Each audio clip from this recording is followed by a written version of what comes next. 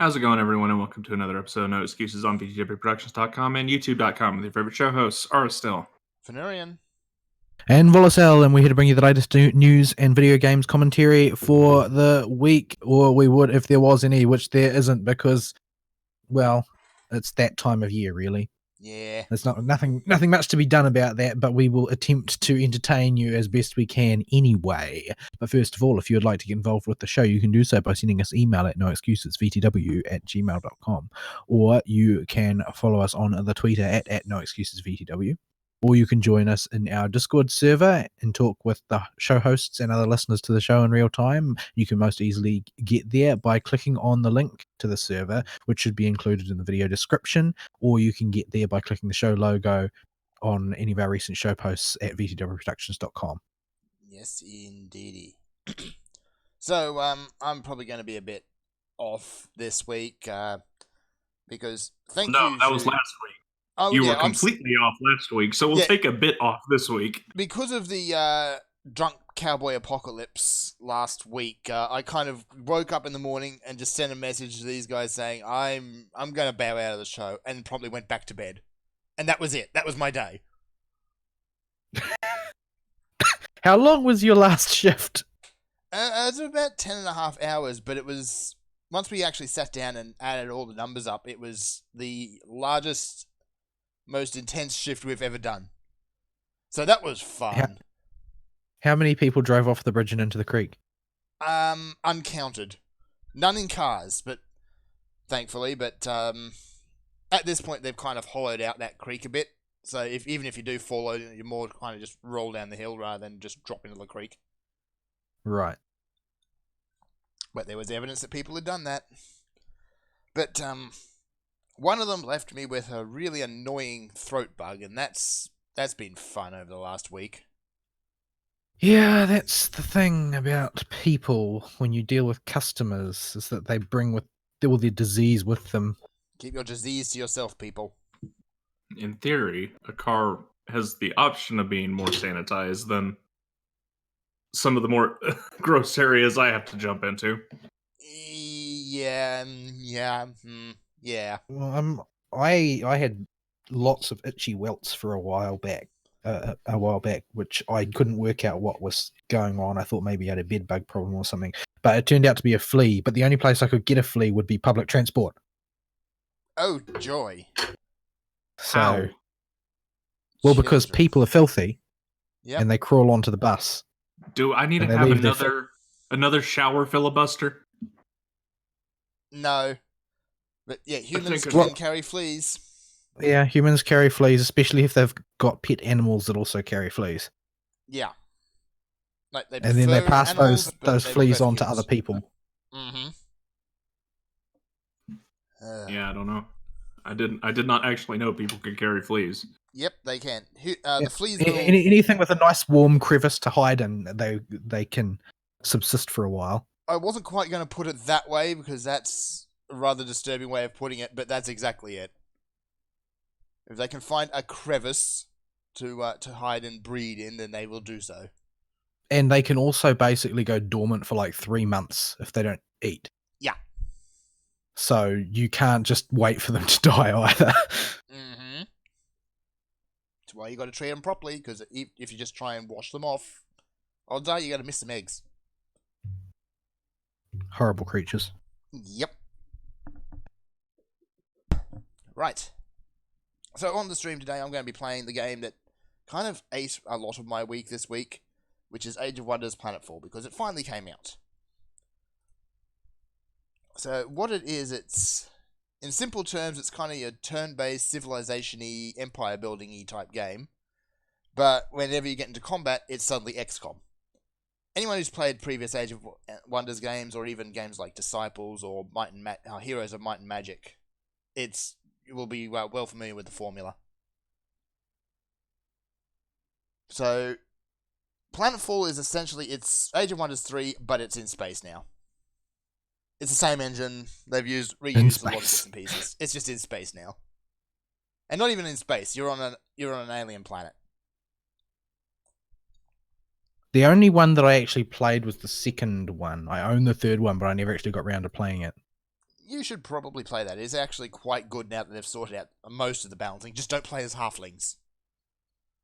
Because Halflings seem to oscillate wildly between being useless and being redonkulously overpowered. Yeah. In 3, I believe they can actually become ridiculously overpowered once you get some of their research and some of their upgrades done. Because then they become dodge tanks. But in early game, they just die. Let me see. I'm going to go onto a Ravaged world. No, I'm going to go on an Infested world. Let's go Sticky. We don't have any context. Yeah, so you've got your choice of your planets when you start out a base game, and you come into your new game. You get to pick a combination of both race and class, or secret technology as they call it in this one. So you can kind of mash those two together to get your that's how you make your faction. Oh dear.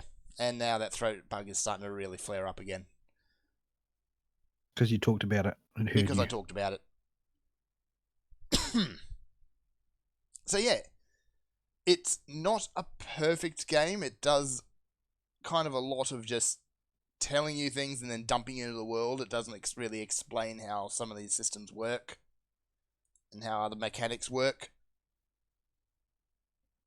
So there's a good amount of experimentation to figure out exactly what things are.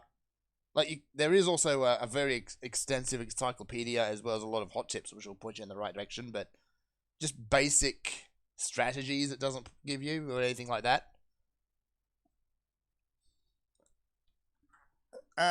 So yeah, it is unfortunately, because it's one of these turn-based games, you can sit down and if you're enjoying the game, you sit down and you think, I'm going to play half an hour.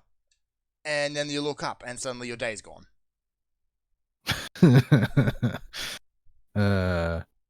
Yeah, I remember that happening to me the first time that I really sat down to play a Civilization game, and I thought I'll just quickly try this out. And it was the morning. Yep. I looked out the window and it was night. Yep. And I did not notice any time passing. Yeah. The old one more turn problem. So you've got your various races, like this one here is the Syndicate, which is they're basically the Ferengi. Big old bunch of merchant guilds that will happily murder each other for $1. Amazons, which are, well, Amazons really. They're seriously swole. They also do genetic engineering all over the place. Devar, space dwarves, except they're Russian. Assembly, robot zombies. Vanguard, vanilla boring humans. And Kirko, bug people. I'm going to guess Syndicate. Why not? Each group has its own, unique weapons, strategies, and things like that. So it's not like Civilization where 90% of it, everyone's tech tree is the same, at least. Except Gandhi's, which only has one route. Oh yeah, Gandhi has one option and one option only. Alright, so I'm just going to play a bit of this through the show. I saw a thing on Twitter a couple weeks ago of a guy who decided he needed to modify the local Gandhi statue, and so he installed glowing red LEDs in its eyes. So that it would match the Gandhi that we all know and love from Civilization. Yeah. So I'm just cycling through the character creations or random generated characters for the syndicates. They all look like gaunt assholes. Huh. Is that because they're all gaunt assholes? I think it is, yes.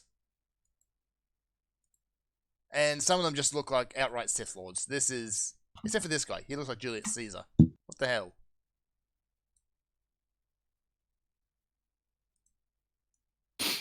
Here we go. Let's just go with this Braveheart-looking idiot. Alright. So yeah, that's basically all I can really say about the game. If you've played this sort of game before, you already know about it. Unfortunately, we didn't really speak about it a few weeks ago, but they're actually giving away Age of Wonders 3 for free a few weeks ago. And it's pretty much on discount all the time these days. So if you want to know what the game is like without actually paying out the new release value for it, play Age of Wonders 3. It'll give you a very good idea of it. Well, I suppose the important thing here is there anything that is uniquely cool about the new one that justifies buying it over the old one? Like, if you had equal time to play one or the other, how do you decide which one to play? All right. They've revamped how you claim territory. So the maps are now broken up into sectors.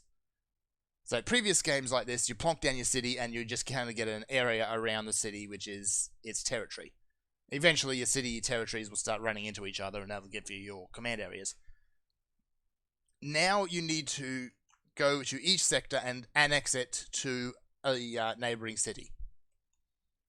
And each sector, instead of kind of plonking down a city and finding you've got absolutely terrible resource generation, you can annex these additional zones to fill up any shortcomings. You can then further augment them to produce a city that does exactly what you need it to. It's one of the big problems I've had with these games and with Civilization is you can just plonk a city somewhere and it will be absolutely useless sometimes. Yeah, and there's also, it seems to me that there's always a lot of pressure to get your first one down as soon as possible. Yeah. Age of Wonders, at least, you start with your city, your first city. Is the default starting locations rational? Reasonably. Like, let me see, I've got a kind of a ruiny thing over there, which is a resource node. Ooh, research station resource node. I want that. That's a spawner, I don't want that, that's bad. What's that? That's an energy complex. I've actually started off in a pretty good area here. So heavy weapons production, that's production bonus. So yeah, I've got all sorts of little bits and pieces. Generally, when you start off, your adjacent zones will have a lot of just stray resources floating around in them, which you can send your heroes over to pick up. Just to give you a little bit of a kickstart in the start of the game. When you start the game out from the very beginning, only the Amazons really have an option if they get a sector which does not have a compatible terrain style. In that case, they just start off with the option to turn everything into forests. That's their thing. I see.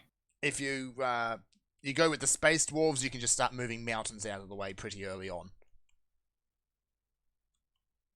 I remember what the longest game of Age of Wonders that I ever played was on a map which was basically a giant circle, and everybody had their starting cities clustered all together in the center, except separated by impassable mountains. So you could glare daggers at all of the enemy capital cities, but you couldn't do anything to them because the map was divided up by mountains with like a spoked wheel. So there was a free-for-all region around the rim and a sort of a wedge-shaped territory where you had all of your important crap adjacent to your city. But in order to actually invade someone, you'd have to go all the way to the edge, scrap it out there, and then come all the way back in through the opponent's defenses. Oh, fun. But I cheated. I played... I think I put all of my points into Death Domain Magic and then just basically made my city a nexus of pestilence and disease. And disease doesn't care about mountains. So basically the nearby cities all started suffering massive population losses. And my populace are all dead already, so they can't suffer from disease. Was it disease in that one where if populations that died due to it would join your population? I'm not sure. It was a long time ago. Yeah. When I say it was a long time ago, I mean it's like 12 years ago now. Yeah. Pretty sure it was one of the Age of Wonders that kind of did that. It's the undead factions in every kind of game like that will do something to that degree. In this one, you've got the Assembly, which is robot zombies, who are disturbingly human. They used to be human and they still retain their human intelligence, but they've got absolutely no qualm about swapping out parts. Like if you put your hero into a vehicle, if it's a assembly vehicle, they don't get into the vehicle so much as just take their head off and attach it to the vehicle. I see. Because I suppose why not? But what if you need to transport people? Nah. Let me see. So yeah, not a whole lot more I can really say about it at this point. There is a storyline, which I haven't gotten too far into it, which kind of explains the motivations of each faction and how they all fit together. The whole basic premise is the galaxy used to be united in a giant federation of peace, then something happened, and now it's suddenly not.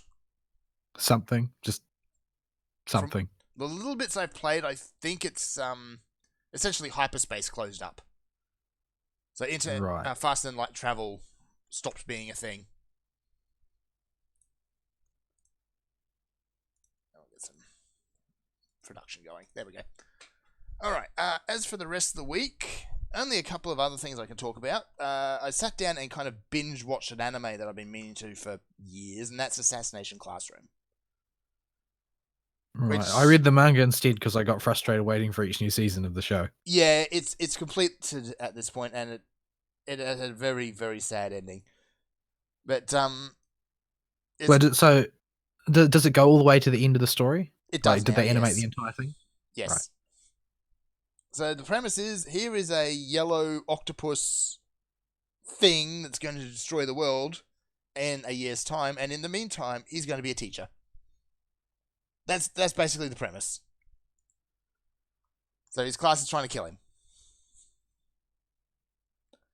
It is fun, it is light, it is goofy, and it is incredibly wholesome at times. Yeah, generally speaking. But Koro Sensei ends up being a really good teacher, and once it comes out what his background is, it makes it all the more surprising how he ended up. Yeah, because he wasn't very wholesome. It was not particularly wholesome, no. What am I doing?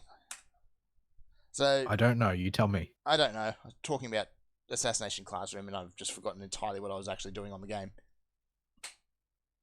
So yeah, it is worth watching. You can sit down and you can just watch a bit of it, particularly in the first 2 seasons, and it's just a good time. It's fun, it's light, it's popcorning, it's a little bit heartwarming.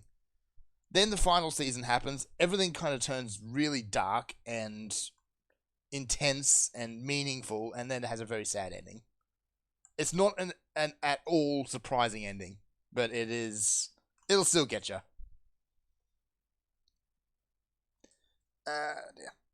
Sorry, my throat's starting to give out.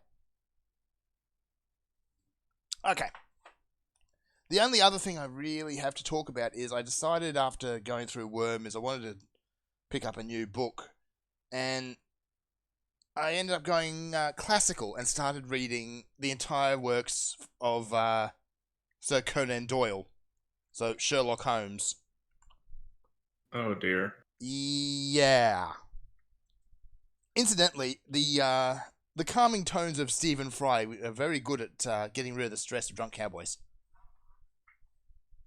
You just drown them out with Britishness. I see. So this was you medicating, basically. I guess. So it's what 150 years I think since the first book was released, or the first story, give or take. Isn't Sherlock Holmes like a cokehead? Oh yeah, he is. So he's actually the Fate version, I think, of him is actually pretty close. He's a very difficult person to talk to. He's kind of gets right into his cases, but after he does his brain stuff, I guess. So he shows his genius and explains everything and solves the case, and then he goes into this depression, which inevitably means cocaine. So, yeah, like he was basically super autistic. Yeah. So the language is a bit archaic, as are some of the ideals in it. Like they talk. This is back when the British Empire was still a thing. Well, I mean, technically it still is a thing, but yeah. Much reduced. significantly reduced. So you had this British arrogance running through everything. So if you name a social group of any description, odds are that the British were talking down about it. And that includes the British. Well, that's basically how you be British back then. That's how you be British, is you be pompous. So, yeah.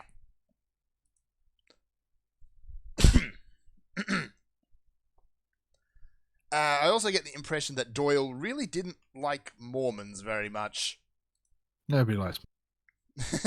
Well, he basically, if you've heard of the Danites, they're a sect of the Mormons which were super strict and super devout. Which this is back in the 1900s. The church was very happy to have them around until things got a bit murdery. So they're kind of the lunatic fringe. So Doyle just kind of lumped them all together under that one banner and called it a day. I suppose it probably was a very mainstream way of thinking about it, though, because Mormonism is basically an American religion. It is. Like it's something that was devised in America by an American for Americans, which exalts almost exclusively Americans. Merca. So, yeah, it's like Merca, the religion. Merca, the religion. And that doesn't really wash with, the British back then. No, it did not. We beat y'all. All you Brits, you're just mad because you can't shoot fireworks on the 4th like we can. You had to get the French to help you. Yeah. That's okay. They collapsed later. So, yeah, if everyone kind of thinks of the French first for arrogance, but no. No, the British during that time period, definitely more arrogant. As for Holmes himself, he's incredibly intelligent, but I honestly think he mostly keeps Watson around just so he can get the occasional medical opinion, but mostly to have someone standing around going, "That's incredible," all the time. Like, I'm about halfway through the anthology, and it is enjoyable, like, figuring out and just following the trails of logic, even though there are occasionally holes in it. Like Holmes declaring that this man is intellectual because he has a big hat and therefore a big head. Therefore, he's what now? An intellectual. Right, because his head is big. Because he's got a big head. Which is kind of funny because a few stories later, Watson is making fun of people with big heads, so, whatever. Well, he's not wrong. Intellectuals tend to have pretty big heads. Eh. So do complete dullards. Yeah, leaving it alone. Not stooping to that level. Where was I? So yeah, Watson, he does start to develop the critical thinking that Holmes has, and starts to be able to process clues and things in the same way. But I don't really think why he keeps Watson around. Like, if he wanted someone, aside from, social prejudices aside, to actually come into him as an equal intellectual, he probably should be better off bringing Mrs. Watson.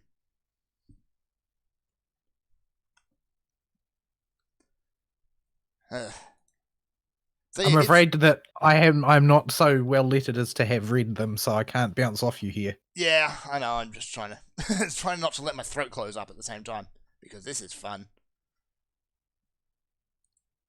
So if you've seen the Fate version of Holmes, he's pretty much that. He'll wander in and he'll give some incredibly verbose greeting or something like that.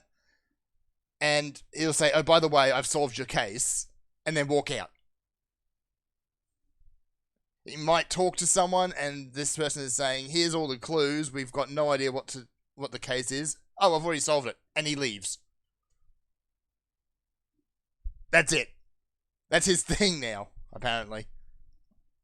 Like, he will usually, the big thing, I think, is that justice and law are not the same thing. To Holmes, which is a good way to think of it, I think. But a lot of the time, he will find out who the perpetrator was and will go and deal with them himself. Which means usually if they've got a good excuse for doing what they've done, he'll let them go.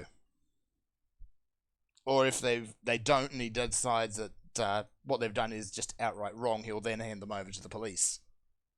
This is otherwise known as being a law unto yourself, though. Yes, exactly right.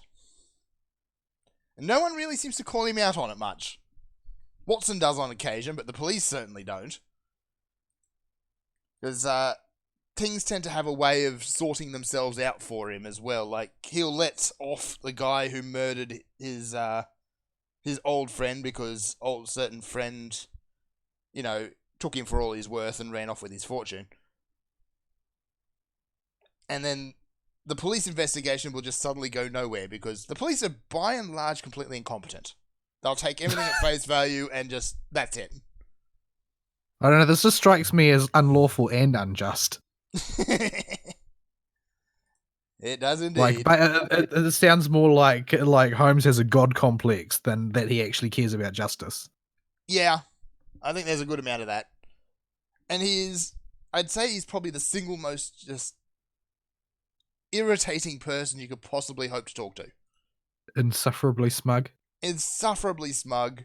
He always knows something you don't, and he's not afraid to rub it in your face. He's actually quite cruel to Watson sometimes. Like, if Watson and he is just sitting by the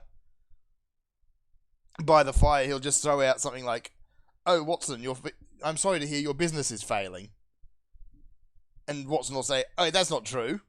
And then Holmes just goes on and it says, "Okay, I can read from everything about you that you're having trouble with your business, or you're in marital trouble, or you're just depressed, or this or that." To which Watson usually jumps up and says, "Oh, that's incredible," instead of "you're an ass" and leaving. Holmes seems like a tool. I'm just gonna say he he seems like he's a tool. But I suppose that this is sort of in keeping with his depiction as basically being redonkulously autistic. He is. Like, just doesn't have the faintest clue how to interact tactfully with other human beings. Yeah. Now, granted, this is, 1900s industrial era Britain, so everything is very prim and proper, and manners are everything, and social class and everything, and Holmes tends to just bulldoze straight over that. Yeah, but I mean, if he seems rude in our degenerate era, think of how rude he must have seemed back then. Yeah. Nobody seems to really call him out on that too much, though. Well, because they need him. They need him, largely, and when he's really brusque and rude and bulldozy, he's inevitably doing it to someone who basically deserves it. It's he's the I know a guy. He's the guy that the guy knows. And they keep him in a box just for when they need him and don't talk about him otherwise. I imagine this is how Scotland Yard treats Holmes. Yeah, like they turn up asking actually asking for his help occasionally. It's because, all right, we're stumped. We've got to turn to you. We don't have a choice. They're not overly happy about that usually. Why would you be?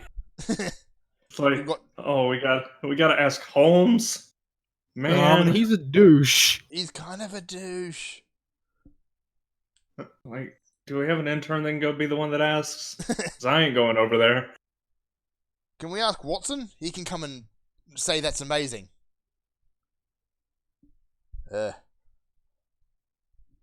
So the stories are by and large written from Watson's perspective because they're written in the kind of post-action journal type format. But it's interesting actually. You see, every time there's a game based around Sherlock Holmes, you tend to play as Sherlock. Which honestly, I don't. But they always leave out the part with the coke though. they always leave out the part with the coke. Yeah, At least when Watson decides he's going to step up and actually do something, he does prove himself to be rather competent. Like as a doctor, or sometimes as an investigator. So he's Holmes's Steph. Yeah. Didn't he a pretty good sharpshooter too? He is actually. He's ex-military. He used to be a medic during the Second Arabian War, I believe.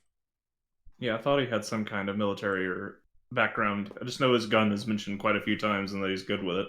Yeah, and he has killed people. Generally, when there's shooting to be done, it's Watson doing the shooting. But did he wear a pith helmet? No, I don't. Oh, I don't know. In those days, probably. So it is worth noting that everybody has a moustache too. Well, this is Britain. This is Britain. Industrial era Britain. What? Moustaches everywhere. Moustache. Moustache, because everyone was classy. So yeah, not a whole lot to say. I'm about halfway through it, as I said before, but it's worth noting at this point that Moriarty has still yet to turn up. He only is in like 2 stories, dog. Yeah, he's for some reason it seems to have become, cultural canon that they were constant rivals. Yeah, but they weren't. As opposed to him being like a one-off villain. No, yeah, exactly. I don't know. Maybe somebody must have made like a TV series or something where Moriarty appeared a lot, or I don't know. Maybe there were a lot of posthumously written Sherlock Holmes books by other authors or something. I don't know how it works. Yeah, I'm not exactly sure how that happened, but Moriarty only turns up for 2 or 3 stories. Holmes is public domain, right? By and large, I think, yeah. I don't know what the statute of limitations is on that. I don't know how long something has to be out there before it becomes public domain. Yeah, I'm pretty sure Holmes is public domain at this point. That's actually probably something worth looking at. So if you're interested, I suppose, in the old stories, go for it. But yeah, just be warned that the language is a bit archaic, as are some of the ideals behind it. Like, if you don't like people talking about Africans like they're some sort of animal, just don't. Yeah. Don't tempt Aristotle, please. Yeah, please. Just don't. No. He'll make some joke that will get us fired. If he makes that joke, I'm going to fire him.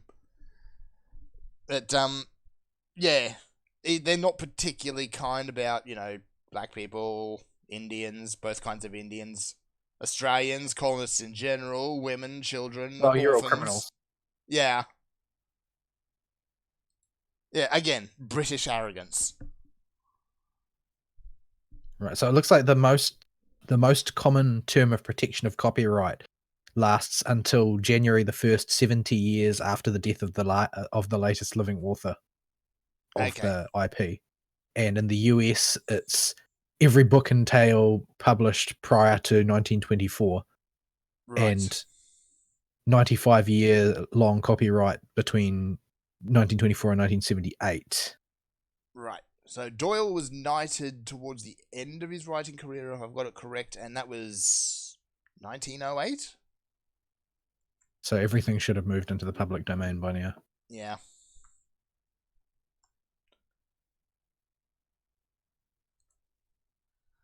So yeah, it's been an interesting read, just on a kind of an academic level, I guess. It's not going to set... Well, I suppose it did set the world on fire at that point. It's not anything you haven't seen, though. I suppose it kind of really just sets all the existing detective tropes to a degree. The cocaine addiction, which doesn't seem to have taken. Well, usually it's swapped out for alcohol, and they call it a day at that point. Yeah, something more acceptable in company. Mm-hmm. I guess I don't read a lot of whodunits, so I don't really know I don't really know what it was that was set up there that was carried forward. Yeah. Like I haven't read Agatha Christie novels or anything. Well, generally, a lot of the mysteries it's just Holmes declares he's already solved it, sight unseen usually, and doesn't have any sort of build up to it. He'll just say, "Oh, X done it," and only afterwards will he explain the process. Which in modern mysteries and whodunits and things, that process is kind of reversed now. Oh no! You just described every single book in the No Game No Life series. Yeah. So, alright, I think I'll leave it at that, because otherwise I'm just going to lose my voice entirely. Your week, sir?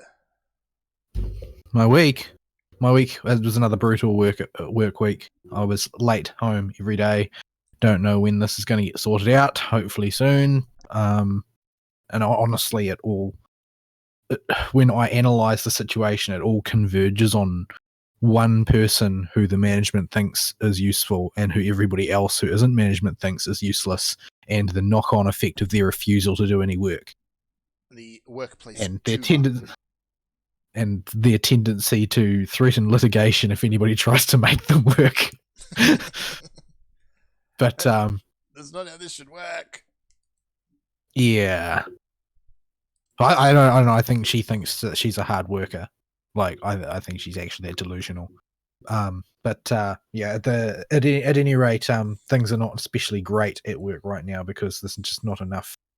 There's not enough manpower to go around, basically, because they've got people who are not pulling their weight, and I can't convince the management that there are people not pulling their weight, unfortunately. But that aside, I didn't play much video games this week except for FGO, like what happens on most of my busy weeks. But it was a busy week for FGO because the Caldea Park Festival was going on in Japan. So there was lots and lots and lots of announcements, and I watched a lot of streams in language that I don't understand. But you can pick up the gist of it. But so there are a lot of announcements, a lot of adjustments and perks and new strengthening quests, new summer servants announced, so on and so forth. Most notably, there are two things that are notable because they're major breaks from the way things are currently done. The first one is that for every 10 summons you do in the Japanese client, you get a bonus one summon free, so to speak. Is that with all quartz or just paid quartz? I think that it applies to everything. Like if you use 10 tickets in a row, I think that you just get 2 on your 10th ticket. Neat. I think that's not 100% sure, but that's I think that basically they are planning to just get slightly more generous each year as time goes on, simply so that people who start late don't get ridiculously left behind. Because I mean, even people like me who have been historically modestly unlucky are a little bit behind the 8 ball on a lot of challenges, simply because their spread of servants is deficient in some area or another, and it makes things difficult for people that start very, very late. They will never catch up in Japan at this point in a reasonable time frame because the content is just so difficult. It'll take them so long. The game might not even exist by the time they get caught up if they proceed at a conventional rate without throwing a humongous amount of money at it. That's just the way things go. But so that was one major thing. And the other major thing is that they introduced their first batch of new bronze servants since Bunyan, which is 2 years ago from current. And so they've introduced one for each of the classic classes. So in Saber you have Jason of Argonaut fame, who has just the most incredible attack animations and Noble Phantasm animation. The man who managed to get himself lost in the Mediterranean. Yeah, a sea that has land on every single side. Yeah. And doesn't even have tides to worry about. Yeah. But in Lancer, it is. Who is Lancer? I don't have a list in front of me.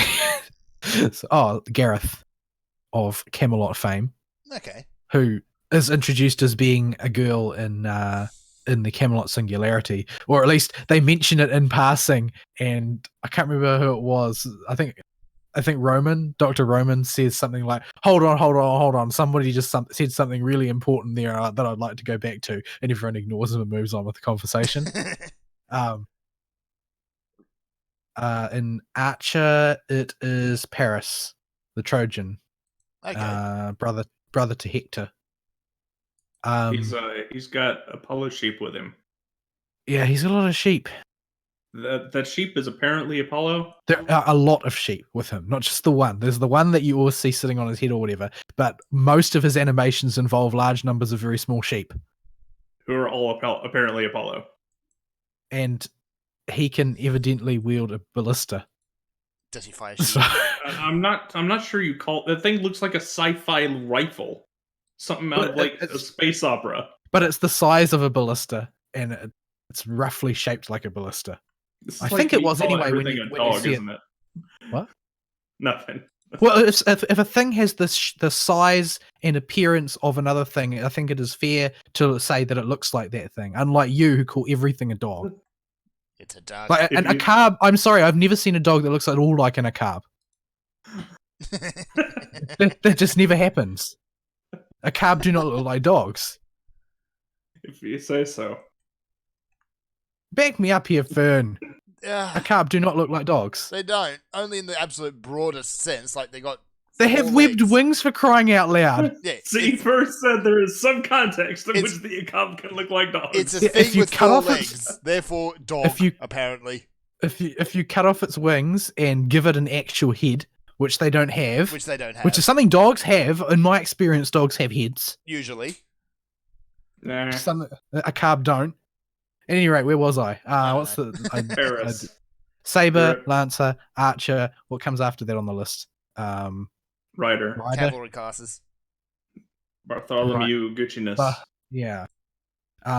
Bartholomew Roberts, the arguably most successful pirate of all time. Black Bart. And I think in terms of like actual ships looted, I think is what the context for that one is, because there are lots of different some people like might 400, or something like that. Some people might say that notoriety is or actual individual wealth might be a better measure, but in terms of actually taking down ships as a pirate, Bartholomew Roberts leads the pack. They've got the other notorious pirate, really, I suppose, which is Blackbeard, but Blackbeard's terrible and nobody wants him around. Well, I've heard the fan theory floated that he realized at some point that his conventional way of being horrifying and scary didn't work in the modern era, so he needed to adapt. So he became a creeper. Yeah, basically. Because if you want to repel people, I mean, I suppose there is some logic to that. But yeah. In the caster class, it is. I've forgotten again. Let me think. Caster. Okay, I'm going to look it up because I can't remember. Caster Somebody help me. The Three Kingdoms guy. Oh, Qinggong. Yeah, that one. Yeah. So he was the strategist which decided to side with Lu Bu, which is never good. Incidentally, there's a second version of Lu Bu in Fate now. Or rather, it's red hair. Yeah. An animal can't be a servant on its own. Yeah, an animal can't be a servant on its own, but red hair thinks that he is Lu Bu. Yeah. So you end up with this very weird-looking centaur thing. Yeah. There's a lot about that I don't know, and I won't find out until Lost Belt 3. So I think we just need to play it to find out what on earth is going on there. It'll be a while before we catch up that. Definitely the strangest servant design going. That's like 20 months away, though. So yeah. It's going to be a while before we get there. But Yeah, at any rate, there's a lot of weird stuff happens in Lost Belt, so servant rules can sometimes be broken there. But so yeah, Qinggong is the strategist for Lu Bu and is about as much as a backstabbing jackhole as Lu Bu. So he can use basically the caster version of Stella, but instead of sacrificing himself, he just kills the person next to him. It can only be blocked by guts. That's the only thing that can get you through it. Wow. So, yeah. He's kind of a tool. He's kind of a Kind of a jerk, tool. yeah. Yeah. I think I haven't actually looked at the description in because I can't read Japanese. I don't think that there's a translation up yet, but the description of his noble phantasm says something like a Stella done by sacrificing someone else. It's just awful. So that's his character in a nutshell. Basically, he's a humongous douche. The assassin is the French woman. What's her name? Charlotte Corday. Corday. Yeah, that one. Corday. She basically, independent of any support from the monarchists or from the anti-revolution side in France during the period of the French Revolution, she independently plotted to murder and successfully carried out the assassination of the guy who was basically running CNN. The propagandist from his bathtub. Yeah. Fun. And she basically waltzed in there and killed him. Yeah, to be fair, the revolutionaries did kind of burn down her monastery for a church of science and reason, where she was busy being a nun. Yeah, well, I mean, that was basically what they always do. But yeah, so she's basically her theme as an assassin is basically there's no reasonable way that she could have ever been successful, but she was, because she was just some random person who came up with an elaborate plot full of holes to kill a person, and everything went off like a hitch without a hitch. She was kind of just this nun lady, this ex-nun who's had her church burned down. She's this demure little girl. Oh, that person would never hurt anybody.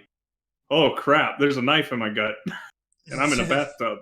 She's the only person with just the sheer balls to pull something like that off, apparently. Yeah, so like she got guillotined, of course, by none other than Charles Henri Sanson, like everybody else. Yeah, he chopped a lot of heads off, that guy. Yeah, but he apparently he admired her to the end because she didn't wig out, she didn't get afraid or angry or anything. She just quietly went to the guillotine.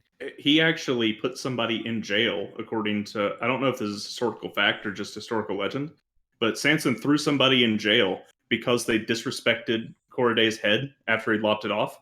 They spat it in or slapped it or something, and he threw the guy in jail for it. Yeah, so that's Assassin, and Berserker is Salome, the daughter of Herod's brother's wife. Is Salome? Do we know if that's her actual name, or was that no? Just it's an attribution. I think from maybe Josephus. I don't know. Probably about half a century to a century after the fact. But at any rate, Herod at the time of Christ had decided to take his brother's wife, and for his birthday had his now stepdaughter come out and dance to entertain them, and was sufficiently pleased that he offered her whatever she requested, and she went to her mother to ask for what she should ask for, and her mother hated John the Baptist very much because John the Baptist basically came down hard on her for her adultery, and very publicly denounced them, and that's why that was probably the primary reason he got slapped in irons. And she demanded the head of John the Baptist, so Salome went back, asked Herod, and Herod was upset about it, but he didn't want to lose face because he, made a big deal about how he was going to give her whatever she wanted in front of all his guests. So, yeah, that was how John the Baptist was martyred. But over the course of years, her story has acquired a whole bunch of accretions of other bits and details. One of which is her name being Salome, which may or may not be true. It's actually among the accretions. It's actually something that is possibly true. But in various sort of dramatic retellings of the story and whatnot. Sometimes she's the same person as her mother. Sometimes she's in love with John the Baptist secretly. There's lots of variations on the legend, but here she appears as a lunatic, basically. But yeah. But because this is FGO, she has incredibly salacious character art and is therefore an instant hit overnight. I mean, yeah. Have you? She clearly likes that head in her in her fourth stage arc. Yeah, very much so. Put that in the show chat so people can see what we're talking about. Though that makes it not safe for work. Just BT dubs. It's that bad. It's pretty bad. Let's see. But, yeah, that's bad. What is she doing with that skull? That's what everybody's asking. Ask. Yeah, I don't think that's a question we need answered. That is literally what the whole Reddit in the comment section on the wiki page is asking. This is what this is a universe where Kiara has already been introduced. So all bets are off. Yeah, so they're the new set of bronze servants, and people have actually been absolutely thrilled about this. People are like, when a new 5-star is announced, people are like, yay. When new bronze servants are announced, the crowd goes wild. Yeah, because it's that everybody will be able to get them. Everybody will get them up to Noble Phantasm 5. In Japan, people have got so many grails now, they don't know what to do with them all, so all of them can be raised to the point of usefulness. And what's more, this is... because they are such low rarity, their stat caps are quite low, meaning that they've been able to recklessly design them to be as thematic as possible with all of their abilities, as opposed to 5 stars, which you've got to really put the brakes on, because if you make a mistake, they'll overpower the meta. Yep. Which has happened many times in the past. Whereas with these, you can do all sorts of things, like, for instance, Jason has what is normally a generic charisma buff, but if you've got Argonauts in the party, they get huge buffs from it. You've got things like Chen Gong's Noble Phantasm that sacrifices people. He's got the Scapegoat skill. He's got a skill which just exclusively buffs berserkers through the roof. So because he's Lu Bu, I suppose. Because he's specifically Lu Bu's strategist. You've got Charlotte Corday has a skill which gives her evasion and increases her insta-kill success rate, which are two things that don't go together. It doesn't make any sense to put them together. However, in context of her legend, they do go together, because she got all the way to her target and killed him, despite the fact that it didn't really make sense to do so. Her third skill also has 1 of 3. You're guaranteed 1 effect of 3 that are 3 completely unlimited, completely irrelevantly, and they're not related to each other in any way, because they are arts up, crit damage up, and NP damage up. Basically they're mutually exclusive. But the numbers on them are really big, especially for a bronze servant, a 1-star. Yeah, and that's based around her, and its randomness is based around her plan being so sloppy and slipshod, and yet working out anyway. But yeah, so they've done a lot of cool things like that, which are based on the legend of the character, and both historically and in their Fate incarnations, such that they can basically play with more interesting effects than they have in the past with other servants, simply because they've got the latitude of them being low rarity. And the thing that you've got to keep in mind is that while, sure, they're not going to get a lot of quartz money out of this, all of these characters are going to sell a ridiculous amount of merge. What? Except for Jason, because he's a loser. I'd actually be tempted just to grail Jason up to 100 just for the sheer lunacy. But what I find really interesting is most of these kind of gacha games, your low rarity servants or whatever you have in that game, tend to skimp on the animations and things, so they make them very boring. Not these guys. Not these guys. Especially Jason. Jason is an absolute joy to watch fail his way through a combat. They just handed a blank check to the animation budget and said, okay, don't go ham with it. Reuse animations if you can. Or we have some models in the game, but have fun with it. Well, the thing is that Type Moon have realized that the real value of a character is licensing their image. Mm-hmm.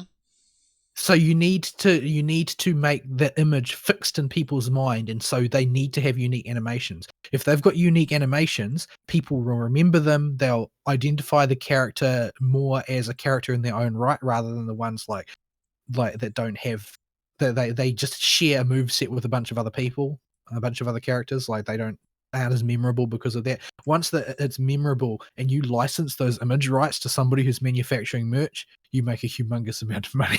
Yeah. So And so that said, of the batch we got right now, Vol, of the Bronze Servants, who do you have a particular attachment to any of them? Not really. Like I have a passing familiarity with all of them, but the thing is that all of these servants are slated to play a major role in the next Lost Belt. I see. Mhm. So it's much more relevant to the people who don't have Clairvoyance EX like we do. That is to say, Japanese players. I see. eh. Yeah. I like Korode. She's cute. She got the little evil angel thing with her. I just like Jason Yeah. because he is the single goofiest servant going. And Also, we've that says a got lot. a new, to tie into our previous discussion, there's a new CE, which I have linked in the chat. Is it the Sherlock Fooms one? Yes, Detective That's- Fooms. That's brilliant. This needs to be I on want a your plushie car of that. window. When you're audiobooking Holmes, you just need to have that up as the image that pops up in your car somewhere. Sherlock Fooms. Just why? Because why not? That's an excellent So- argument. The other stuff that was announced were summer servants. So far, Okita has still not got a summer servant, a swimsuit model as a That's summer got to servant. be just Uh, a running joke at this point. It is a running joke. Her voice actor came out on stage during one of the panels, and the first thing that she said, insofar as I understand Japanese, which is to say almost not at all, she in Okita's voice protested her lack of a swimsuit. What's actually That was I that was her say, introductory line. It was kind of funny when going through this summer event. All the Gouda Gouda characters, which is Akita and Nobu and such, they still use the Gouda Gouda facial expressions. Yeah, I think that there's really no getting away from that now. Yeah, but even on New Heart Fallen, they they are- still use them. They are sort of synonymous with the ridiculousness that comes with the Gouda Gouda plotline now. Yeah. Here's a challenge for anyone. Write down the Gouda Gouda plotline. I bet you can't do it.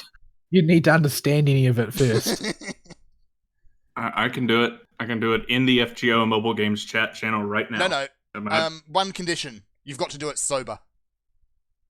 Oh, I am sober, and it's real easy. I'll do it real quick. It won't take very long. Just wait. I got this. I'm doing a thing. Keep talking. Okay. Right. So the other summer servants that have been announced, I don't know if this is going to be a two-part event or not. A lot of the summer events are two-part Mhm. events. But the other ones they've announced is at 4-star. Osakabe Hime is an archer, and she's basically done up in a outfit which makes her look like a Girls Frontline character. So they're totally poaching from that audience. And Carmilla as a rider, because people have been calling ever since that first CE, that summer CE with Carmilla on it, people have been demanding Carmilla get another servant, another spirit origin, another outfit, another something, because well, Liz has so many. So they went with Carmilla everyone's doesn't. favorite cannibal murderer. Carmilla's Elizabeth Bathory, the one who bathes in blood. Oh, Yeah. cannibal. But she looks like basically Carmen Sandiego at the beach. I mean, if you're going to poach a look, poach one that works. The 5-star gacha servant is Miyamoto Musashi Berserker, and the welfare is it's Katsuhika Hokusai Saber. Though as a servant, I mean as a figure, I don't think that there's any history of him using a sword ever. So I'm not quite sure what the logic here is, but Most of the summoner It's- servants don't have a whole lot of logic. yeah, it's FGO, so logic is already sort of like a secondary consideration. But the fact that it's a summer event sort of drives it out the window. Yeah, I'm sad there's no Summer Sanzang though. They had an opportunity with this event, but apparently she's just coming along because Raikou said Buddha at some point. Well, it's also because she's basically wearing a swimsuit all the time. Pretty much, yeah. There's not a whole lot to her costume, No. at least underneath all of the ribbony flowing bits. Also, Katsuhika Hokusai appears to have turned into one of those things from Splatoon. Oh dear, that does not sound good. Like his daughter is doing the wearing of the swimsuit since they're a pair like Orion and Artemis, where the mascot character is the actual servant, but somebody else has been brought along for the ride. Mm-hmm. But yeah, it looks an awful lot like a Splatoon character. So you can see what I mean. I have thoroughly detailed the plot of all Nobu events in the FGO channel. Okay. But you haven't really gotten. I haven't actually. You've done that. You haven't gotten Yep, that's the it. real. You haven't got the nuance of like the difference between a Nobu that is a tank and a Nobu that is a teapot. Well, the only difference is what's capitalized. No, there's a reverb in the voice of some of them. Yeah, we can add a because few some of them extra are letters mechanical, sometimes. apparently. But that's not too far off. But yeah, so that's the Japanese summer event that will be coming to us in 2 years' time, or at least what part of it that they have announced. In 2021. As far as our summer event goes, it just sort of came to a close. I don't know, either this morning or last night. This afternoon for me. I don't know when that was. 12 hours forward next, or 12 hours back next day for you. So Right. Early morning for you. And I was rather startled to see that Team Raiko won. I did not expect that. Did not expect it at all. Because I think that they only won one round. So they must have come in second or third on a lot of them. I don't know. I don't recall. Or maybe people did a whole pile of farming last minute. I don't know, because they wanted her to win. But I expected somebody else. But anyway, I've still got a pile of challenge quests to clear in that event because I just have not had the time to go through them. Thankfully, Ari tells me that most of the ones in part 2 are just single bosses with 3 break bars, which I find much easier to put a team together for than the ones which are just complicated masses of different servants with different classes, and I don't want to go through the pig experience again. The new pig, the new pig challenge quest I was doing during the show, and that thing's a pain in the butt. I had to withdraw twice before I finally coupled something together. It's just Ishtar and a really big pig that you can't even see. It's in the sky, and it's a rider, so you can't use casters in the fight, or it's just going to one-shot him. Oh dear! And the thing's got like a bajillion HP, like 1.7 million or something when you total all the bars together from memory. So it's a so I had Cleo, so that eventually she pulled me through it by herself. I don't know what the heck you're gonna do. So you end up fighting that little thing that's following Ishtar around. Yeah, the giant Callan's guy. I did borrow a Shootin for it, and that worked.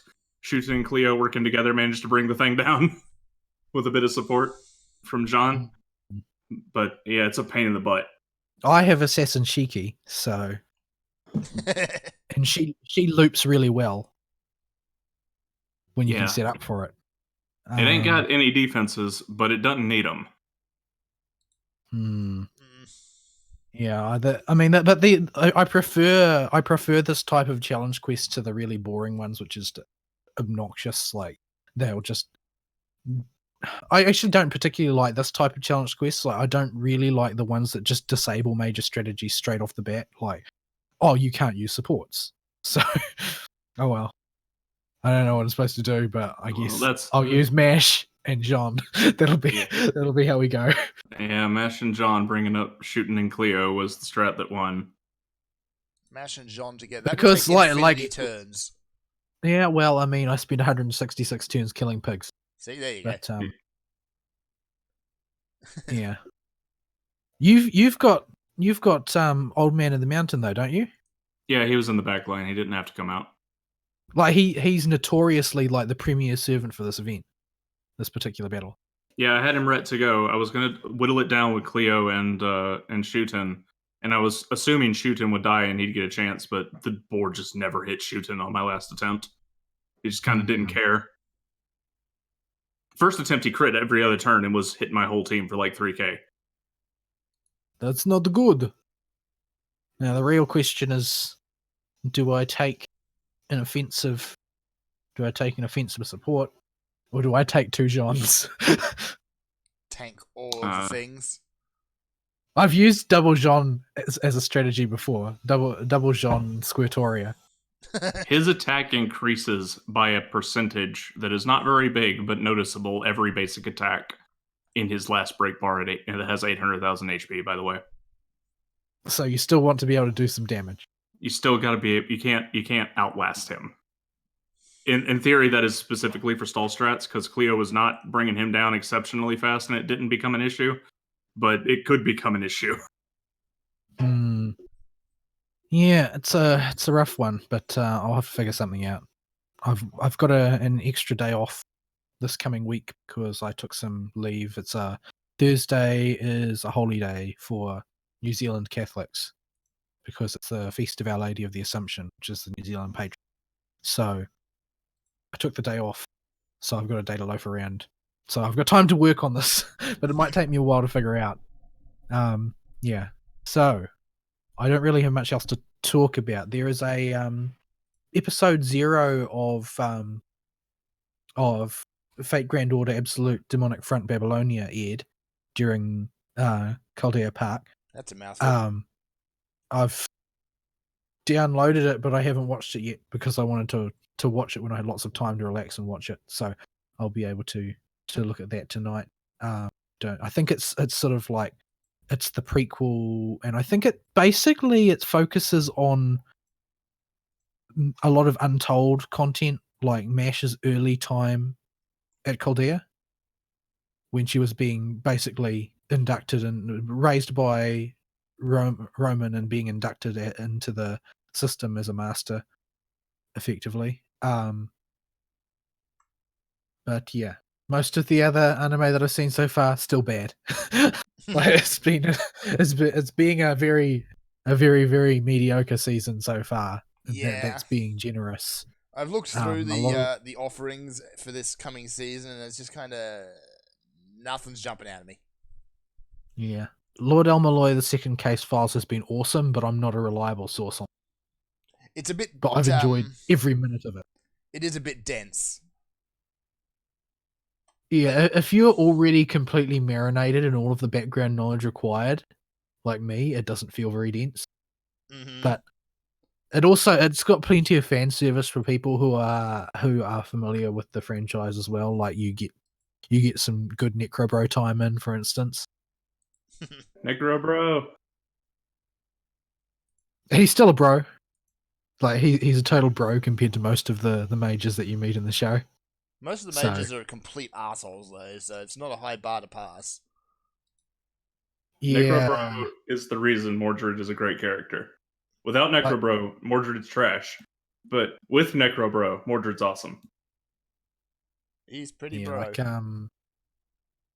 what's her name? The woman from Policies is not a nice person. Or rather, she's a very typical of what you would expect to find if you crossed a Margus with a bureaucrat. Oh dear. So someone who is 100% completely unlikable. Yeah, I think that Waver describes her as the person in the clock tower with whom he is the least compatible. Yep. And basically she's like a regulator who comes in and punishes mages for breaching policy. So, yeah. Right. She's a stiff bureaucrat who's very letter of the law. There's no such thing as the spirit of the law. Anyway, I don't think that there's much else for me to talk about. I'm going to have to branch out this season at some point and watch some different anime because, my goodness, I'm at the point of just going back and rewatching old stuff again because it's just all low rent isekai. It's from top to bottom. There's a lot of really bad isekai. Right, so break or Ari's week? We should go to a break, I suppose. So we will be right back after some Muzak.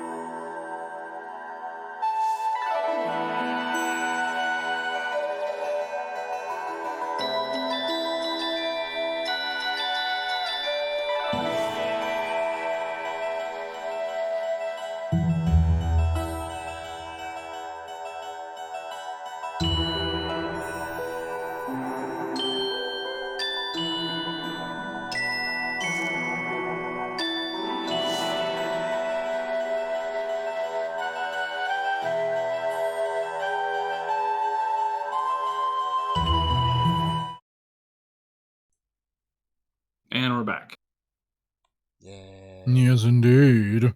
We were at the end of All's Week. Yes. Okie doke. I And guess it's I will over. talk about.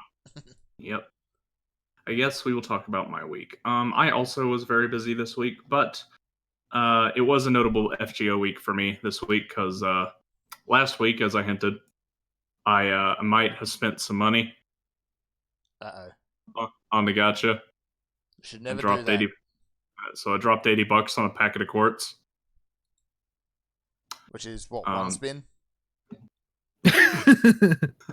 No, that was a 160 something quartz. So on top of the quartz I had, it amounted to 710 pulls. And I've been waiting for the Nitocris banner to show up because of memes and because Southern memes are a thing, I had to roll on it. It was not an option; it had to be You rolled will on. not say any more than that. No, So- don't get too carried away on that. So, at the end of my rolls, I got 3 copies of the Grand Wizard, and Couldn't help yourself, did you? no, Had to do it. and a Nero. So I was very happy.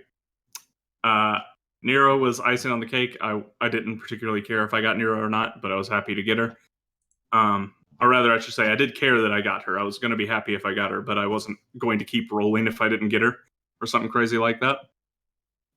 But yeah, I decided just to blow the lot on the banner just because, and wound up with 3 copies of Nito. So I have an NP3 assassin Nito now, who can do the No. opposite of lighting things on fire. No, just leave it. So, You're gonna get us fired. I'm not So- sure who from or who by, but yeah, my rolls did not go nearly so well, or at least it feels like they didn't go nearly so well. you got the booby lady. I'm not really sure. Yeah, I'm not really sure how to process it really. More importantly, you got Dio. I had I had enough quartz to do 14 10 pulls, I think, or That's a lot of 13 or quartz. 14. I did 6 or 7. And I figured I'd save the rest. I'm not exactly sure what for yet, but I saved the rest. But I didn't. I wanted to get Maid Alter, who I just think looks cool, not actually useful, because I would say Kentucky's better in like probably 85% of circumstances. Mm-hmm. The only time he's not is when raw stats are the only thing that really matters. But yeah, I did not get my target at all. Yeah. Instead, I got the booby lady, who I was sort of hoping to avoid. I mean, she's Disturbing. good as a servant. Yeah, disturbing definitely. I'm not really into that particular, ginormous earth-shattering melons look. But Too much of a good thing. yeah, too much Yeah. of a good thing. But yeah, so I got Lancer, Raiko. I'm still gonna pick Kyo over her every time. So I'm It's going to not- post in the live show chat, since we already have it in SFW, post on there. we're gonna have to go through and scrub this channel out afterwards. Yep. But I'll leave it up for a week, and if I remember it, I might kill it. yeah, so I got her, and I also the most significant thing I got was I got horribly spooked, because it was Rainbow Sparks, Gold Rider, Ozymandias. Oh, Now okay. the thing is, I wanted to get Maid Alter, but I got Ozymandias instead. Now the thing is, it's very, very hard to be salty about getting Ozymandias because he's an incredibly good Buster Rider. And he's Unlike so Maid handy. Alter, he's actually useful for me to have. Even though I've already got a strong single target rider, Ozymandias is the single target rider. And the Yes. only person who can reasonably make Imperial Privilege reliable. He's Um, Cleo's best buddy, Team Pharaoh. But yeah, so I'm not overjoyed that I got him, but I'm not disappointed that I got him. Yeah. Like, because he's really good. It's not what I wanted though, so I threw a tantrum anyway. Because I wanted to get my way, dang it. But everything I rolled after that was just garbage. Like, I didn't get any good CEs. I didn't get any additional servants. It was just blah, blah, Blah. blah. It's horrible. Oh. Horrible. Yeah, that sucks. Man. Actually, it doesn't suck. Dio's awesome. Yeah, Dio is great. And I he's kinda also had- Dio. Similar luck, I suppose. Like, I've got dropped a couple of spins on it, and I pulled the booby lady as well. I was hoping for, if not the maid, because I already had Big Oz. I was hoping for Archer Helena because her design is just completely insane. She has the best combat animations in the game to date. She He does. also has the worst Noble Phantasm in the game. She does Like, that too. she has the lowest Noble Phantasm gen on her extra attack and the irredeemably low damage on a damaged Noble Phantasm. Like, as far as usability goes, just looking at mechanical usability, there is no reason to use Helena. She's one of those servants that people have to be super reaching to do the, there's no such thing as a bad servant explanation, because she's just worse than every other archer. Yeah. She has a skill called Nyarf in all Nyarf. caps with an exclamation point off after it. Yeah, which has the most useless damage enhancement skill in the game on it. Yes. Yeah, but it's okay. Like, she's an awful servant, but she has some great animations, and her design is just Yeah. crazy. I wouldn't have been disappointed if I'd gotten her. Yeah.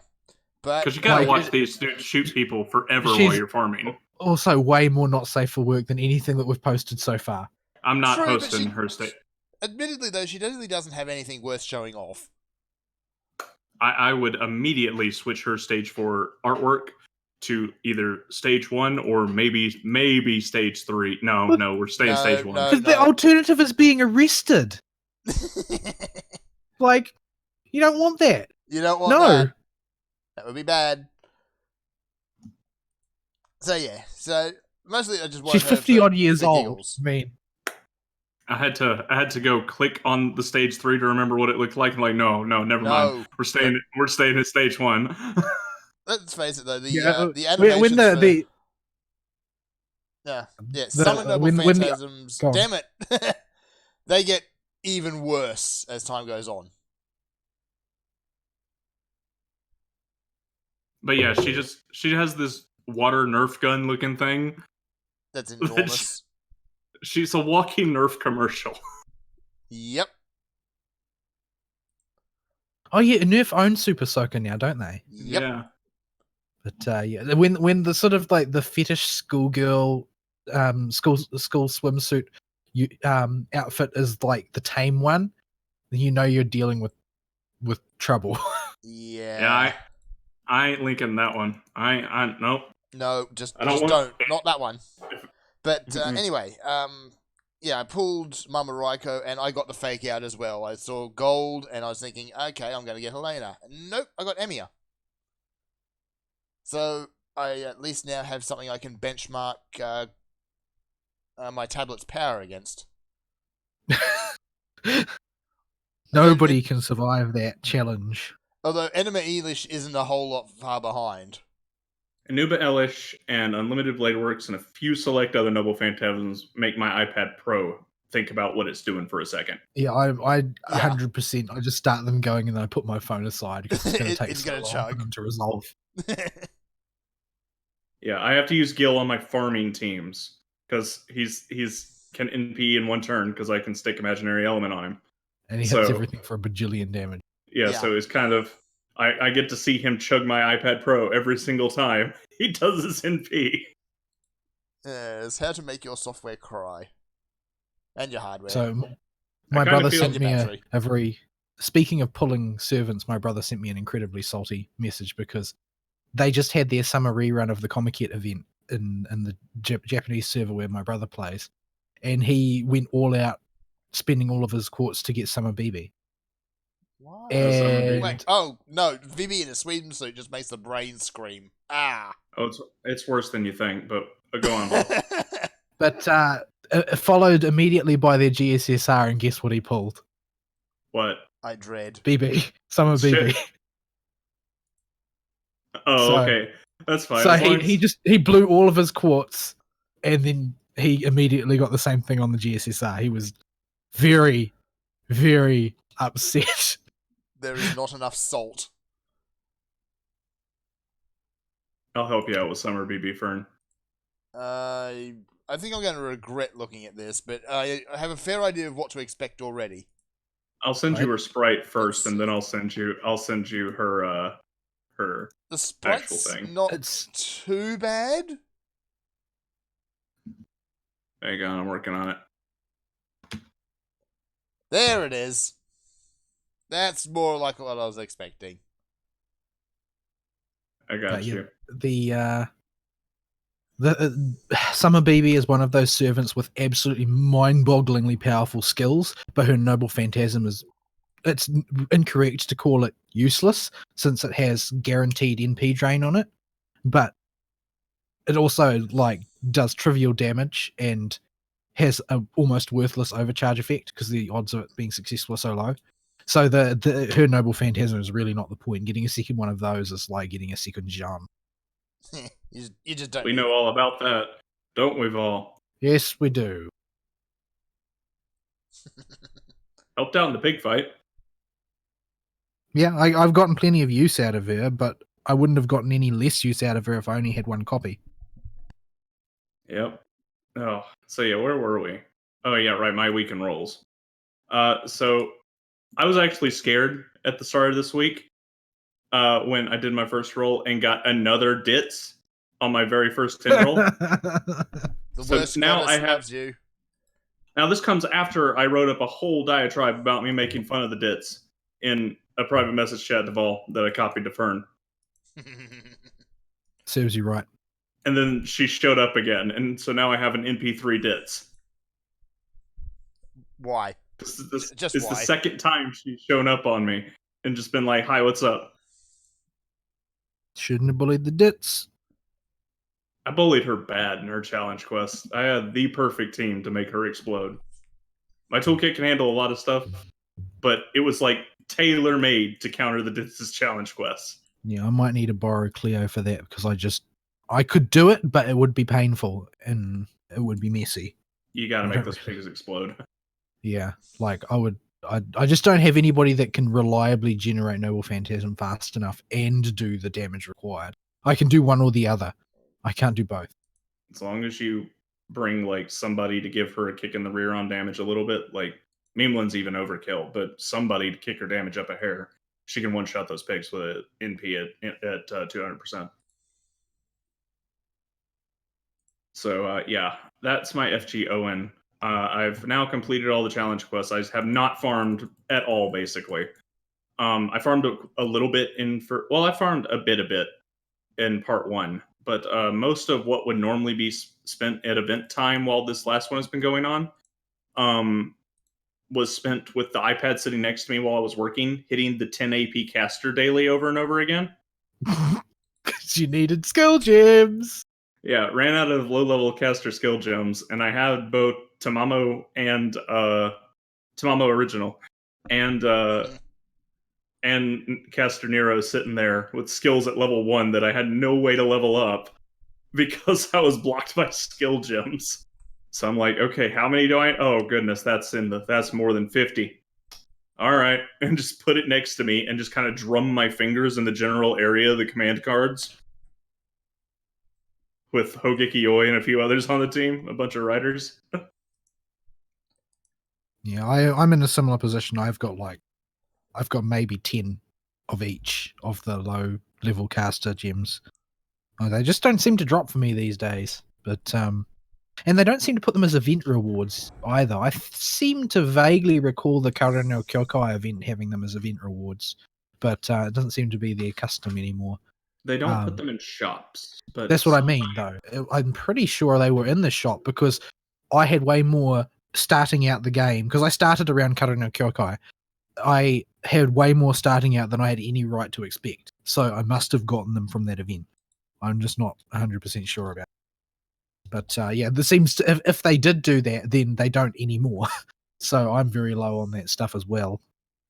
Yeah, so it took about 2 hours of active drumming while I'm sitting there reading and responding to emails to get the 50 whatevers I needed, low-level caster gems. I had to eat about 5 or 6 of my quartz to get them. Just checking it now, yeah, they do have a full set of 20 of all of the gems for every class available in Kara no Kyokai. I see. That's good.